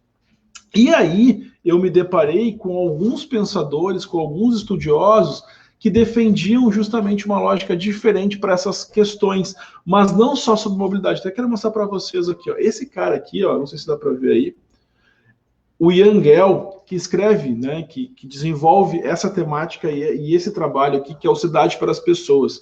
E esse aqui hoje é quase que uma bíblia, né, para quem discute uma lógica de mobilidade urbana e de uma construção de cidades que sejam diferentes daquela que a gente tem hoje consolidada, onde, por exemplo, o carrocentrismo é pautado. E é a partir desses debates que a gente começa a discutir uma mobilidade mais humana, porque o Ian Gell, que é o cara que escreve esse livro, que é um arquiteto, né, importante, que vai fazer uma revolução em Copenhague, na Dinamarca, esse cara vai discutir, vai trazer uma ideia justamente de que as cidades, e aqui eu vou já relacionar com a mobilidade, as cidades perderam uma coisa crucial num processo de modernização que a gente passou, né? Que era justamente a dimensão humana das cidades. Ou seja, as cidades, cada vez mais, elas deixaram de ver os seres humanos, de servir aos seres humanos e de serem feitas para as pessoas. E passaram a ser feitas para os carros. Se passou a pensar a lógica da construção das cidades a partir dos carros. E essa visão de mundo hoje, ela já não se sustenta. E é por isso que esse conceito de mobilidade humana tem crescido muito. Justamente por quê? Porque a gente precisa pensar a cidade, e óbvio que a mobilidade urbana é uma faceta da cidade, de um ponto de vista muito mais humano. O Ian Gell vai falar numa entrevista muito interessante dele, que os estudiosos, né, nós, seres humanos, a gente sabe perfeitamente o habitat natural da grande maioria dos animais da nossa natureza. Mas qual é o habitat natural dos seres humanos? A gente sabe. Esse é um debate interessante a se fazer, né? Qual é o tipo de cidade que realmente vai prezar pelas pessoas? Porque, para além de um debate econômico, digamos assim, ou da viabilidade econômica da cidade, a gente tem que pensar qual é o tipo de qualidade de vida que as nossas cidades estão nos proporcionando. Os espaços públicos hoje, como é que eles nos proporcionam esse debate, né? Então, é importante que a gente comece, e aí eu sou o defensor dessa causa, a redimensionar essa dimensão. A gente precisa resgatar, recuperar, como falou o Ian Gell, por exemplo, a dimensão humana das cidades, porque não é mais viável e possível que nós tenhamos, por exemplo, nas nossas cidades, e Gravataí é muito comum isso, calçadas, passeios públicos, por exemplo, que o que é mais difícil de fazer neles é caminhar. Imagina se eu sou um cadeirante, por exemplo. Isso se torna muito mais complicado. Muitas vezes, tu tem que estar desviando para caminhar na tua cidade, porque os carros estão estacionados em cima das calçadas, porque a lógica é pensada para os carros, né? O Guilherme trouxe um dado que é um dado preocupante demais e que é, com certeza, se a gente não mudar essa dinâmica, essa lógica, o nosso futuro, aonde a cada pessoa na rua vai ser um carro. E isso é insustentável. É insustentável. É urgente e preponderante que a gente comece a abandonar essa ideia do carrocentrismo. Eu não tenho dúvida e muito eu debato isso, e muitas vezes debato com pessoas que não têm essa dimensão do debate, né? Ou não têm o domínio desse debate, e sempre a aversão é o primeiro sentimento em relação a esse debate. Eu digo para vocês, a gente precisa, na verdade, para conseguir essas mudanças que a gente está falando aqui, uma mudança efetiva de paradigma, o que é muito difícil sempre. Não vai ser fácil esse processo. Mas se eu disser para vocês que hoje as cidades mais cicláveis do mundo, como Copenhague, por exemplo, quando ela começa esse processo, a resistência a essa dinâmica, ela foi imensa. Imensa. Só que eles fizeram isso, sabe quando? Lá na década de 50, lá na década de 60. Da mesma forma, a gente pensa, uma cidade ciclável, uma cidade cheia de ciclovias que é pensada para bike. A gente sempre pensa, uma das cidades que a gente pensa, Amsterdã. E a gente pensa, Amsterdã, isso aconteceu de forma fácil, foi natural. Não, não foi. Amsterdã só conseguiu se tornar a maior cidade ciclável porque no processo que rolou lá, teve uma crise do petróleo que os caras não conseguiam botar dinheiro, não conseguiam botar gasolina nos carros. E eles tiveram que remodelar, de certa forma, a sua lógica de pensar a sua mobilidade. E esses processos a gente está chegando a debater só agora, a partir de 2010, 2011, 2012, que começa a entrar forte aqui no Brasil. Para você ter uma ideia, vou dar mais um exemplo. Eu gosto de trabalhar com exemplos para a gente tornar isso prático, né? A gente teve uma administração em São Paulo, do PT, do prefeito Haddad, ex-prefeito Haddad, que, por exemplo, ele incentivou, ele tinha uma lógica de incentivar a mobilidade urbana através da bike em São Paulo. Depois o Dória e o Bruno Covas tiraram várias dessas ciclovias. Mas o que aconteceu em São Paulo? Inclusive, eles fizeram uma ciclovia que hoje é super movimentada na Avenida Paulista. Em questão de um mês e meio, a ciclovia da Avenida Paulista, ela tinha aumentado a frequência de bicicletas na Avenida Paulista em 300%. 300%. Hoje, em São Paulo, pesquisa recente do final de 2019, início de 2020, feita pelo Ibope, 82%, e olha que São Paulo é uma das cidades com mais ciclovias do Brasil, 82% da população de São Paulo defende que tenha que se aumentar as ciclovias e não diminuir. Porque as bicicletas, os patinetes em São Paulo, por exemplo, se tornaram uma alternativa viável de deslocamento, até porque o trânsito de São Paulo é uma coisa caótica e elas se tornam realmente uma alternativa. E aí sempre tem aquele debate, né? E eu já ouvi muito aqui em Gravataí isso. Para que adianta eu fazer uma ciclovia se ninguém vai andar? E eu sempre defendo a mesma tecla. Dê a estrutura que as pessoas vão ocupar essa estrutura. Não o contrário. Não espera as pessoas pedalar para que a estrutura seja feita. Não. Faça a estrutura que eu tenho certeza que essa estrutura vai ser ocupada e muito bem ocupada. Um outro debate também que é interessante aqui na minha cidade e que eu acho que é interessante de trazer, porque a gente muitas vezes pensa que essa pauta, por exemplo, da ciclovia ou das ciclofaixas possa ser uma pauta ali de classe média ou classe alta, porque a galera não tem dinheiro para... Não, cara.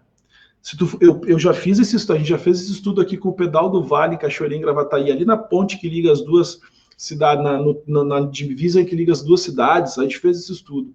A grande maioria das pessoas que passaram, a gente ficou um dia todo, gente, parado, contabilizando o número de bicicletas que passavam.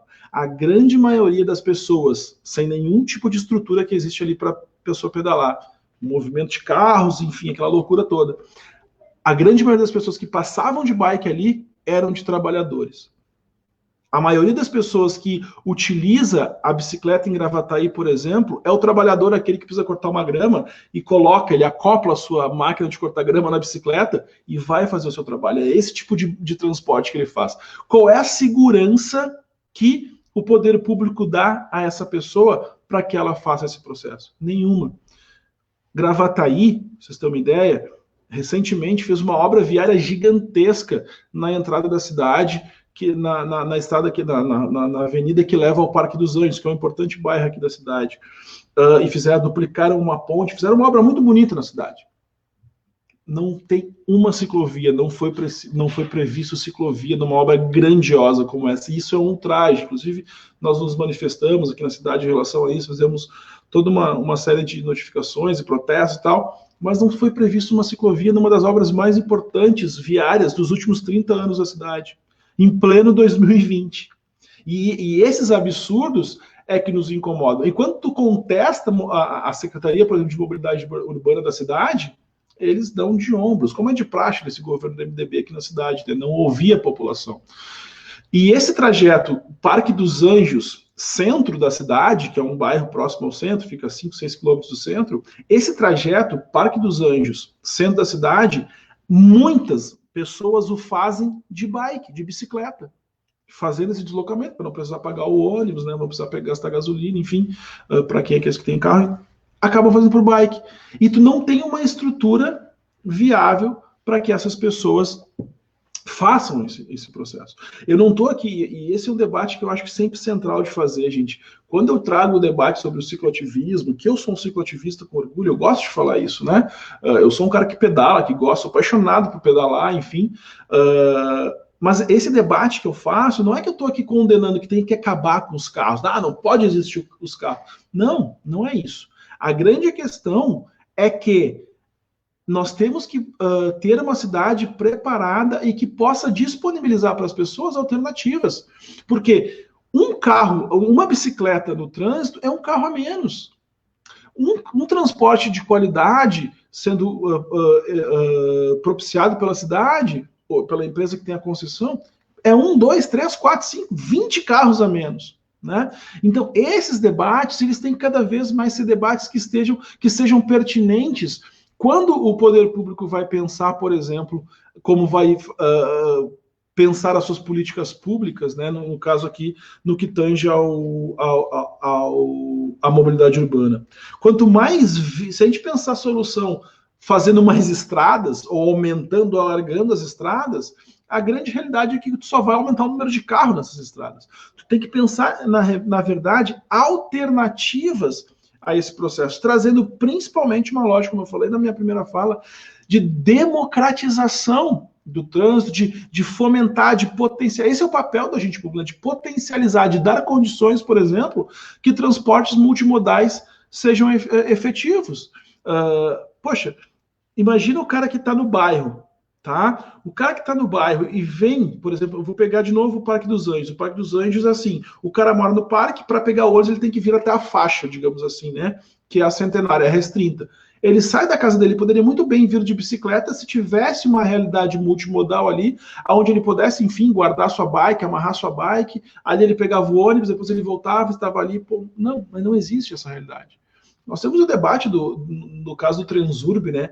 Ou até mesmo do catamarã, a dificuldade, a burocracia que é para te botar uma bike nesses tipos de transporte. Tu não pode pegar uma bike, entrar, tem toda uma série de regramentos, horários específicos, para te ir de bike até eles, aí tu entrar com a bike, deixa a bike num canto, depois tu chegar no teu destino, tu pega a tua bike e vai fazer a tua banda lá onde tem que ir. Mas existe toda uma série de regramentos que limitam, né? E esse é o grande ponto. Por que limitam? Porque não se tem uma visão de que a bicicleta, que o patinete, que o transporte público de qualidade, eles são alternativas viáveis para te acabar com esse problema, por exemplo, de congestionamentos e maluquices que nós temos. Não é, e eu sempre gosto de dizer, não é aqui demonizar o carro, ou dizer que as pessoas não podem ter carro. Mas, se tu for um motorista, né, que não abre mão do teu carro, por exemplo, é essencial que tu defenda, por exemplo, que tenha mais bicicletas na rua, que tenha mais transporte de qualidade, público, porque isso vai fazer com que o teu trânsito, do qual tu vai estar dirigindo, também seja mais fácil, mais tranquilo. Só que isso só vai acontecer se a gente tiver justamente essa mudança de paradigma. E por isso que eu também defendo e milito muito em um processo educacional, didático, nessa realidade. Coisa que muitas vezes a gente acaba não vendo acontecer. Então é preciso que a gente caminhe nesse sentido, de que essa mobilidade, já finalizando, que essa mobilidade humana, ela paute mais uma vez a dimensão humana. Porque não tem sentido algum a gente perder 3, 4 horas trancafiado dentro de um carro porque o trânsito está congestionado, né? Então a gente tem que pensar alternativas para que a nossa mobilidade urbana ela seja mais inteligente, mais sustentável e mais humana, e dando, né, democratizando todos esses processos no que tange a essas realidades que a gente está discutindo aqui.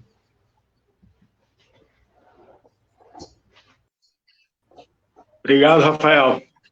Acho que é bem importante mesmo, né, a gente trabalhar com a questão pedagógica. Fala, Ruas. Pode falar. Quero agradecer essa oportunidade aqui de estar com vocês. Estarei sempre à disposição. Mas eu quero pedir licença para me retirar aqui da Líbia, Guilherme, Rafael, porque eu tenho uma live agora com o pessoal da União de Vilas em Porto Alegre. Eu estou sendo chamado, eu preciso pedir licença a vocês, mas estou muito alegre de ter participado. Líbia, estamos juntos aí, fortes, hein? Contigo também lá em Gravataí. Só vou te passar um recado, Ruas, do Gabriel, que ele disse assim, ó, Pedro, em Guaíba o povo já queimou ônibus em busca de melhor serviço de transporte em 2004. Gabriel Focken, camarada nosso aí também, né? Então verdade, ele lembrou na hora que estava falando. Isso é muito importante, e é verdade, é um fato histórico, da maior relevância. Obrigado, Bruno, Guilherme, Líbia, Rafael e todos aí que nos ouviram. Muito obrigado. Um abração. Um abraço. Obrigado. Nós que agradecemos. Obrigadão. Seguindo aí, então, né? Eu acho que o Guilherme... peço para tu falar um pouco, Guilherme, sobre a questão, assim, que tu trouxe um dado que eu acho que é muito, muito alarmante, assim, muitas vezes quando tu fala de mobilidade urbana, a gente vai pensar em Guaíba, a gente diz, tá, mas Guaíba não é uma cidade tão grande assim, não é uma cidade que tem ainda uma grande população, mas a gente vê agora com aquele dado que tu coloca de 98 mil habitantes e ter 55 mil, agora eu anotei no papel aqui em torno disso, né, de automóveis, significa que uma pessoa e meia já, né, por carro. Então, a gente pode pensar assim, tá, Guaíba ainda não está apresentando situações de grande congestionamento, mas a gente vê que essa lógica ela pode, daqui a pouco, nos colocar numa situação mais grave, né? E vai operar justamente nesse sentido, do alargamento das ruas, do crescimento das grandes vias, né? Da lógica que tu bem disseste sobre a cidade pensar nos carros e não pensar nas pessoas. Então, eu gostaria que tu falasse um pouco sobre essa ideia de que é a mobilidade como direito e não como serviço, né, dessa perspectiva. Contigo. Então, como a gente falou no começo, né, é uma tendência natural, digamos assim, uma vez que tu tem todo um sistema, não, que também não é exclusividade nossa aqui do Brasil, enfim, mas de tu dar prioridade para o veículo e não para todos os usuários, vamos dizer assim, da via pública, né? Então, uma vez que tu está priorizando o veículo, o que eu vou fazer para melhorar as questões de mobilidade na minha cidade? Vou aumentar as ruas, né? Aí, como bem diz o Rafael, né, muito legal também, né, a mobilidade humana, você pensa lá assim, nós temos um problema aqui nessa via aqui relacionada à mobilidade, ao que é? Não, vamos recapar o asfalto para deixar 0 quilômetro e a calçada toda esburacada, entendeu? Então, tu pensa quando essas políticas assim da administração pública, quando fala em melhorar a via, é asfaltar, né, para tornar melhor para o carro andar, né, ao invés de, né, para dar mais fluidez, vamos alargar as vias, né, para caber mais carros.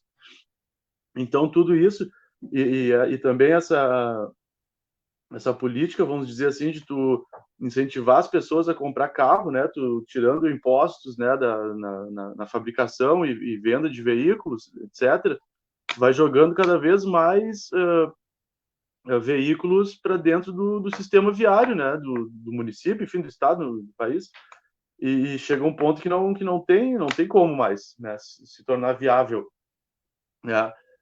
Uma vez que por exemplo, tu poderia fazer, e poderia não, a gente deve fazer, eu acho, né, o pensamento inverso, de tu diversificar mais, né, os meios de transporte, de locomoção do cidadão, da população, né, como diz também o Rafael, né, não vamos também demonizar os carros, né, o horror, não, tudo bem, mas não só isso, né, não se dá essa ênfase só pro veículo, né, até porque a gente vai ter, por exemplo, assim como objetivo, digamos assim, das ações da mobilidade urbana humana, né, reduzir a desigualdade da população em relação ao direito de ir e vir, por exemplo. E se você investe só em estruturas para os veículos, bom, tu tá melhorando a situação para quem tem condições de ter veículo, né, não para a população em geral. Ou então também pensar nas ações da mobilidade urbana como facilitadora para o deslocamento das pessoas com o objetivo de desenvolver atividades econômicas e sociais, enfim, né? Como a gente conversou certa feita, por exemplo, se nós temos uma passagem de transporte público mais acessível, mais justa, ou quiçá até gratuita, você vai disponibilizar oportunidade para o cidadão que, infelizmente, não tem condições de passear na cidade, né, com a sua família, enfim, de momento de lazer, porque, bem ou mal, nós temos aqui na nossa cidade a tarifa é R$ 4,50, né? Então, você pega uma família aí com 4 pessoas, enfim, é R$ 50 para se deslocar até algum lugar para passear, enfim, ou até para ter acesso a eventos, né, eventos culturais, etc., deslocar tanto para o trabalho quanto para a escola, né, etc. Então, encarar a questão do transporte e da mobilidade urbana como um direito, né, nosso, que deve ser assegurado pelo ente público, e não como uma mercadoria, como a gente disse anteriormente. E também na questão, assim, que tudo melhora, né, se a gente tivesse outras modalidades de transporte, mais ciclovias, mais bicicletas na rua, como disse o Rafael.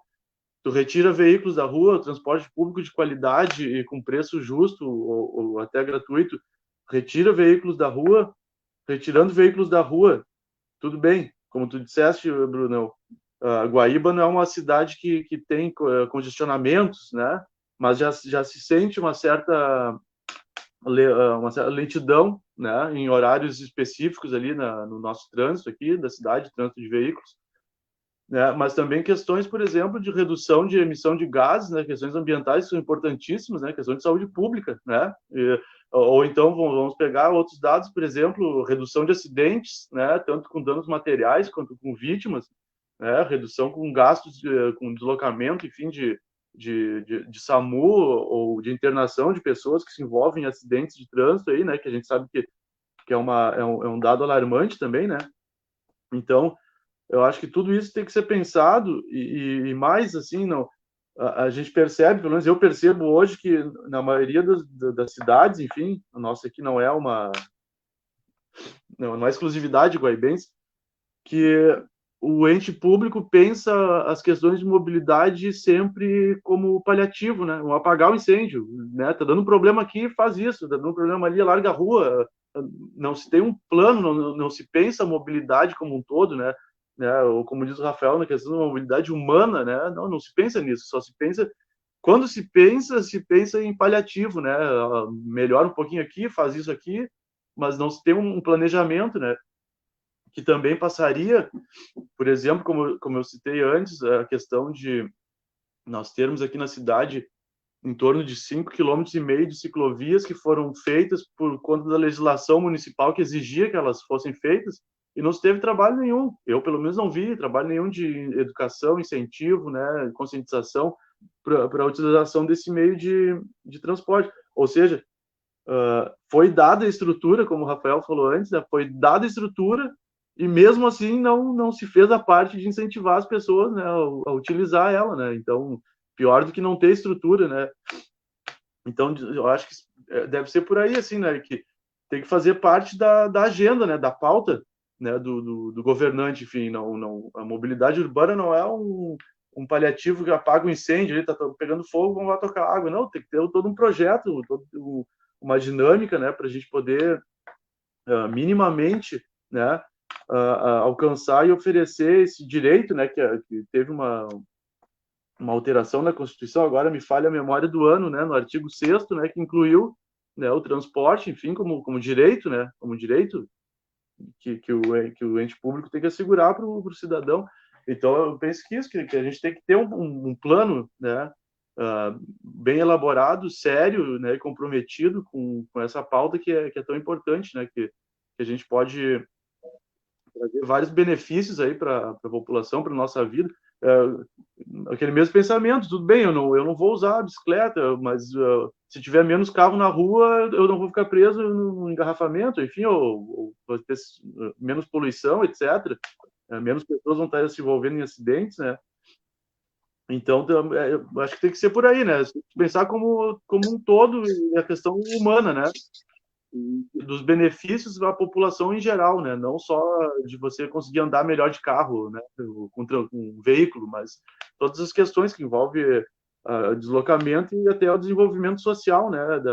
Do cidadão, que é um direito nosso, né? Não é nada de mais. Acho que é mais ou menos por aí. Legal, bacana. Foi em 2015 Foi em 2015 que o artigo 6º foi alterado, né, e colocou no mesmo patamar saúde, educação, o transporte também, né. Acho que veio muito no bojo das lutas que foram travadas nos anos anteriores, que se conseguiu, então, consolidar isso na legislação, né. Então, também é importante dizer que isso aí foi resultado das lutas, né, para chegar hoje numa política pública que garanta o direito como um direito e não como um serviço, né. A gente, quando estava pensando aqui, o pessoal Guaíba, nas pautas, as lives, né, a gente trouxe dois temas, assim, que para nós é o pilar, né, que foi o da moradia, que foi a nossa primeira live, que a gente não pode discutir uma cidade sem pensar na questão da função social da propriedade, de como que as moradias se estabelecem, moradias populares, né, trouxemos companheiros que estão nessa luta. Tivemos, assim, um intervalo entre uma pauta que também é importantíssima, a luta antirracista e a luta, né, da diversidade, e agora trazendo a questão do transporte, da mobilidade em geral, como uma forma de ser os direitos que permitem os outros direitos, né? A gente também tem que entender isso, né? Tu poder circular na cidade, ter o direito de acesso aos lugares. Eu fico pensando muito na juventude guaibense, né, das periferias de Guaíba. É muito comum no domingo eles se aglomerarem tudo no centro. Mas por quê? De que maneira eles vêm, né? Sabe que se deslocam muitas vezes a pé, vêm caminho 2, 3 horas para chegar ali e se concentrar naquela região para poder ter um momento de lazer, enfim, de curtir um final de semana, sendo que se a cidade pudesse possibilitar para eles mais facilidade de circulação, né, os espaços, a maneira que se relaciona o indivíduo, o cidadão com a cidade, passa pela lógica do transporte. Passa a lógica de como circula-se na cidade, como tu encara ela. Uma coisa é tu dar uma volta de bicicleta na cidade, outra coisa é tu estar dentro de um carro, outra coisa é tu caminhar. Então, assim, são maneiras de tu te colocar nesse espaço, de como tu se integra a ele. Então, eu acho que, assim, tem muita gente trazendo pautas para nós. Acho que tem um ponto muito sério na nossa cidade, que quem é morador da Zona Sul tem um gargalo, né, que é apenas uma via, que aquela via, se tem algum acidente, algum problema ali, ninguém mais passa, né, e isso foi resultado da quadruplicação da fábrica de papel, que sempre foi sendo empurrado para depois. Nós temos uma saída lá pela BR, que é muito agravante. Então, assim, uma situação de emergência que aquilo ali está obstaculizado, a gente vai ter muitos problemas, né, de deslocamento. Acho que nós estamos aí já avançando no tempo, 1h40, né? Quero agradecer a participação de todo mundo, tem muita gente interagindo aqui. A Denise Gonçalves diz assim: além do transporte público de qualidade, com opções e tarifas acessíveis, a mobilidade urbana também demanda calçadas confortáveis, niveladas, sem buracos e obstáculos. As ruas e calçadas de Guaíba são vergonhosas, né? Como o Guilherme estava falando, é sempre paliativo, né? Tapa ali aquele buraco, não pensa numa questão mais de fundo, de propiciar até o bem-estar, né? O Saulo Lorenzi: democratizar o transporte público e possibilitar outras formas de mobilidade humana urgem ser aplicadas para a população ter mais qualidade de vida, com fiscalização e qualificação de serviços prestados. Então, né, é isso. A gente tem que pensar o seguinte: a cidade é o espaço onde a vida acontece, né? Pode ser uma política federal, pode ser uma política estadual, pode ser uma política pública municipal, mas é ali que as coisas acontecem. E como que as pessoas se relacionam nesse espaço, como que elas circulam nesse espaço, eu acho que é um elemento fundamental. Gostaria, então, de pedir para vocês, assim, teria muito assunto, a gente nem falou da tarifa zero ainda, que é uma pauta que a gente poderia avançar, e que temos várias cidades no país que já implementam esse tipo de política, né? Muitas delas de pequeno porte, mas outras já com populações de 200 mil habitantes, que é o caso de Maracá, no Rio de Janeiro. Então, de vários estados do país, de vários partidos políticos também, né? É uma coisa que a gente tem que colocar isso. E eu penso que o transporte nos próximos anos, né? Eu queria de você, assim, como uma conclusão, umas considerações finais, para depois fazer o encerramento com a nossa pré-candidata Líbia, começando pelo Rafael, de pensar, assim, quais são os desafios para a mobilidade urbana, né? E de uma maneira um pouco mais breve, para a gente fazer um fechamento. Mas, assim, o que tu colocaria como os desafios para a gente pensar o futuro das cidades, tanto de médio, tanto de grande porte, na nossa situação específica aqui de região metropolitana?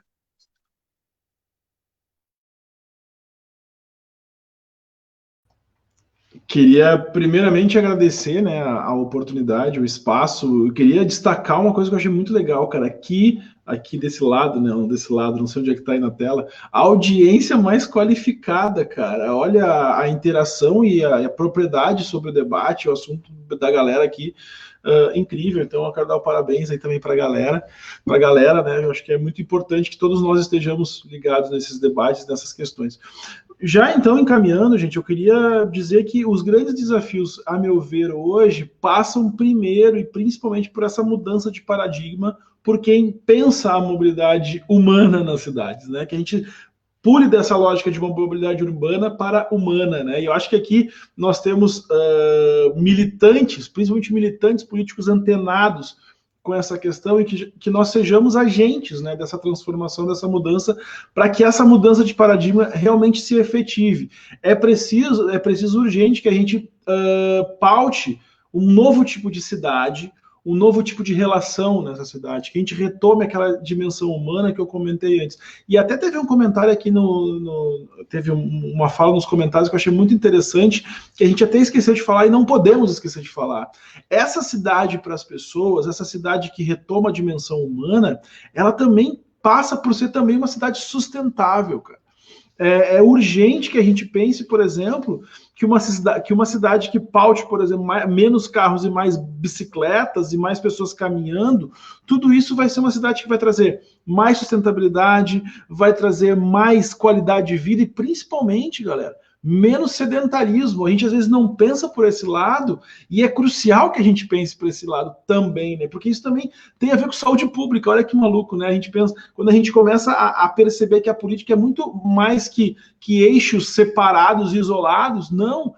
Todos esses processos estão interligados. E é importante, eu acho que nós do PSOL, temos essa capacidade e esse papel histórico de levantar essas bandeiras, né? De que a transformação ela passa também por esses processos. Então, eu acho que, para finalizar, é justamente isso. O nosso desafio no que tange a esse debate da mobilidade urbana é trazer justamente um ponto de vista que seja capaz de propiciar uma reflexão, um debate, uma problematização que é necessário quebrar esses paradigmas e que é urgente que as políticas públicas mudem a sua forma de pensar a mobilidade, não mais como uma mobilidade urbana pautada pelos carros, mas sim uma mobilidade humana, pensada a partir da dimensão humana, que a gente retome o nosso lugar de direito nas cidades, com espaços públicos, com democratização das vias de trânsito, com democratização de todos os espaços para todas as pessoas. Eu acho que se a gente empunhar essa bandeira com força e defender esses ideais, eu tenho certeza que nós somos sim capazes de propiciar e fazer essa transformação acontecer, com ajuda, obviamente, de todo mundo que está antenado e disposto a fazer essa luta e esse debate. Obrigado, gente. Valeu mesmo, obrigado mesmo. Valeu, Rafael. Muito obrigado mesmo. Aprendemos um monte, eu acho, né, com tuas falas. Guilherme, tuas considerações finais aí. Muito obrigado também pela participação. Eu que agradeço aí, muito obrigado pelo convite, muito genial a iniciativa. Eu acho que é um tema importantíssimo, assim como outros tantos, né, para a gente pensar a nossa cidade, a vida em sociedade, né. E eu acho que é mais ou menos por aí. A gente tem que ter essa lógica, né, de se inverter. Eu acho, como diz o Rafael, inverter essa pauta, né, de priorizar o veículo, enfim, em detrimento do ser humano, quando a gente está falando de questões de mobilidade urbana, né? Porque isso traz melhorias que são patentes, né? Tanto como a gente disse antes, a redução de danos ambientais, etc., segurança no trânsito, a questão de tu ver a cidade, né, de um outro ângulo, como disse o Bruno anteriormente, né, tu poder, enfim, transitar mais lentamente, né, de bicicleta ou até a pé mesmo, né. E a questão do transporte público, assim, só para voltar um pouquinho também, eu acho que o administrador, o ente público tem que ter essa convicção de que tem que se mudar o sistema, entendeu? Esse sistema onde tu vai ter o custeio 100% na tarifa tá explorando o trabalhador, enfim, tá explorando quem tem menos condições para manter esse sistema, né? Então tem que se repensar também isso. E com certeza, né, acho que só para concluir, com certeza, mudar essa lógica, né, e tornar a mobilidade mais humana, né, em detrimento a veículos, né, enfim, e carros e etc, e poluição, né, que é o que parece que só se pensa nisso, né. Então, acho que é mais ou menos por aí. E principalmente tendo um plano, né, um plano de ação, etc, com metas, né, e com objetivos, e não ser um bombeiro, digamos assim, das questões de mobilidade. Então, agradecer aí o convite e a participação de todos que estão assistindo também aí. Muito legal. Valeu. Guilherme. Líbia, por favor, faça o fechamento, nossa pré-candidata a prefeita. Pode falar. Mais uma live riquíssima.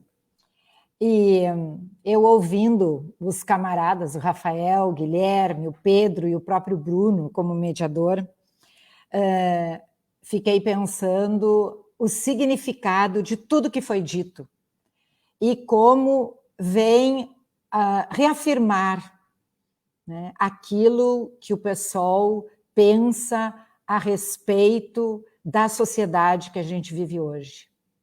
Se nós estamos hoje nesta situação, nesta temática de hoje, a mobilidade, né, na cidade, ela se deve a esta política capitalista que é nefasta, que é excludente, que é exploradora. E que não pensem aqueles que nos ouvem que enquanto nós tivermos esta compreensão de mundo alicerçado no poder do dinheiro, no poder do capital, nós vamos presenciar mudanças. Nós estamos vivendo um período ímpar neste século, que é uma pandemia. Não é uma questão exclusiva brasileira, é uma pandemia, porque é no mundo inteiro. E mesmo assim, nós ouvimos as pessoas dizendo que é fundamental, por exemplo, que abra o comércio, porque o comércio não transmite a Covid-19. Então, quando eu ouço um discurso desses divulgado na mídia, eu fico pensando a grande dificuldade e percebendo e sentindo a cada dia a grande dificuldade que nós estamos enfrentando e que nós vamos enfrentar nos próximos dias. Por isso que estas lives, elas têm também um caráter pedagógico, porque se espera que a partir delas, aqueles que nos assistem comecem a dar-se conta do significado dessa necropolítica praticada neste país, que é uma política voltada para a morte.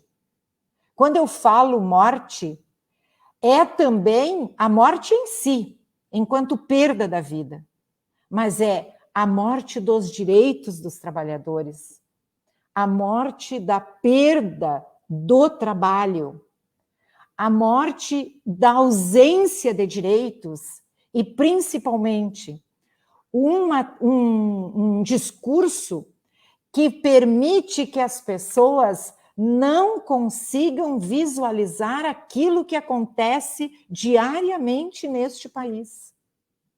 Então, quando a gente faz uma discussão local, que é uma discussão onde a gente está pensando a cidade para aqueles ou para aquelas pessoas que nela habitam, e que nós falamos da ausência de mobilidade, e que o Rafael traz tão bem a expressão de mobilidade humana, eu gostaria de dizer que eu percebo que o que falta também, ou além de, é uma sociedade humana.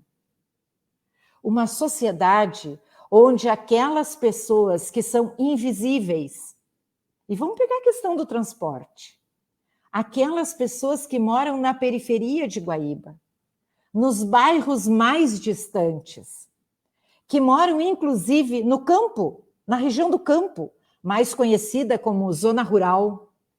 Como acessam a cidade?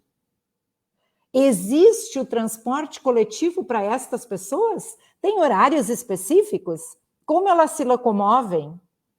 Nós falamos em carros, em veículos, em avenidas, em ruas pensadas para o transporte dos carros, das pessoas que têm condições financeiras de ter o seu próprio veículo. Mas tem um grande número de moradores dessa cidade que não tem sequer o dinheiro para pagar o transporte coletivo para trazer o seu filho para um atendimento médico, para um atendimento psicológico num CAPS, por exemplo. E não vem, e não faz, e não tem acesso. Então, tudo que se conversou aqui vai além da mobilidade humana. É uma temática de sociedade, de gente, de seres humanos que precisam ter visibilidade. E é por isso que o PSOL existe. O PSOL é este partido ocupado com quem não tem acesso, com quem sequer é considerado como sujeito no próprio território que ele vive, que é a cidade. Nós estamos vivendo um momento político neste país tão sério, mas tão sério, que as pessoas não têm grana para comer. As pessoas estão precisando de saúde para viver. As pessoas estão precisando de segurança para não morrer. As pessoas estão precisando ser vistas como pessoas. E essa é a proposta do PSOL. E é isto que o PSOL quer discutir, semanalmente, com vocês que nos acompanham, com vocês que nos assistiram hoje pela primeira vez, mas que certamente, na próxima terça-feira, trarão mais alguém, farão a divulgação também junto conosco, para nós pensarmos a cidade de Guaíba. É possível um outro olhar para Guaíba. É possível o olhar do PSOL para esta cidade. Eu agradeço muito todos que participaram conosco, principalmente os nossos convidados que estão aqui, que foram brilhantes nas suas contribuições, com as suas experiências, com o seu conhecimento, e o grande camarada Bruno, né, que mediou a nossa live, e também o grande camarada Pedro, que precisou se afastar. Uma boa noite a todos.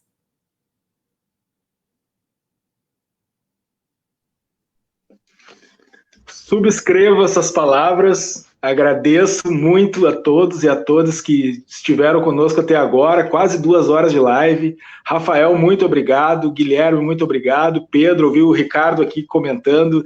Ricardo manda um abraço para o Pedro. Líbia, sempre, né, oportuna, sempre precisa no que fala.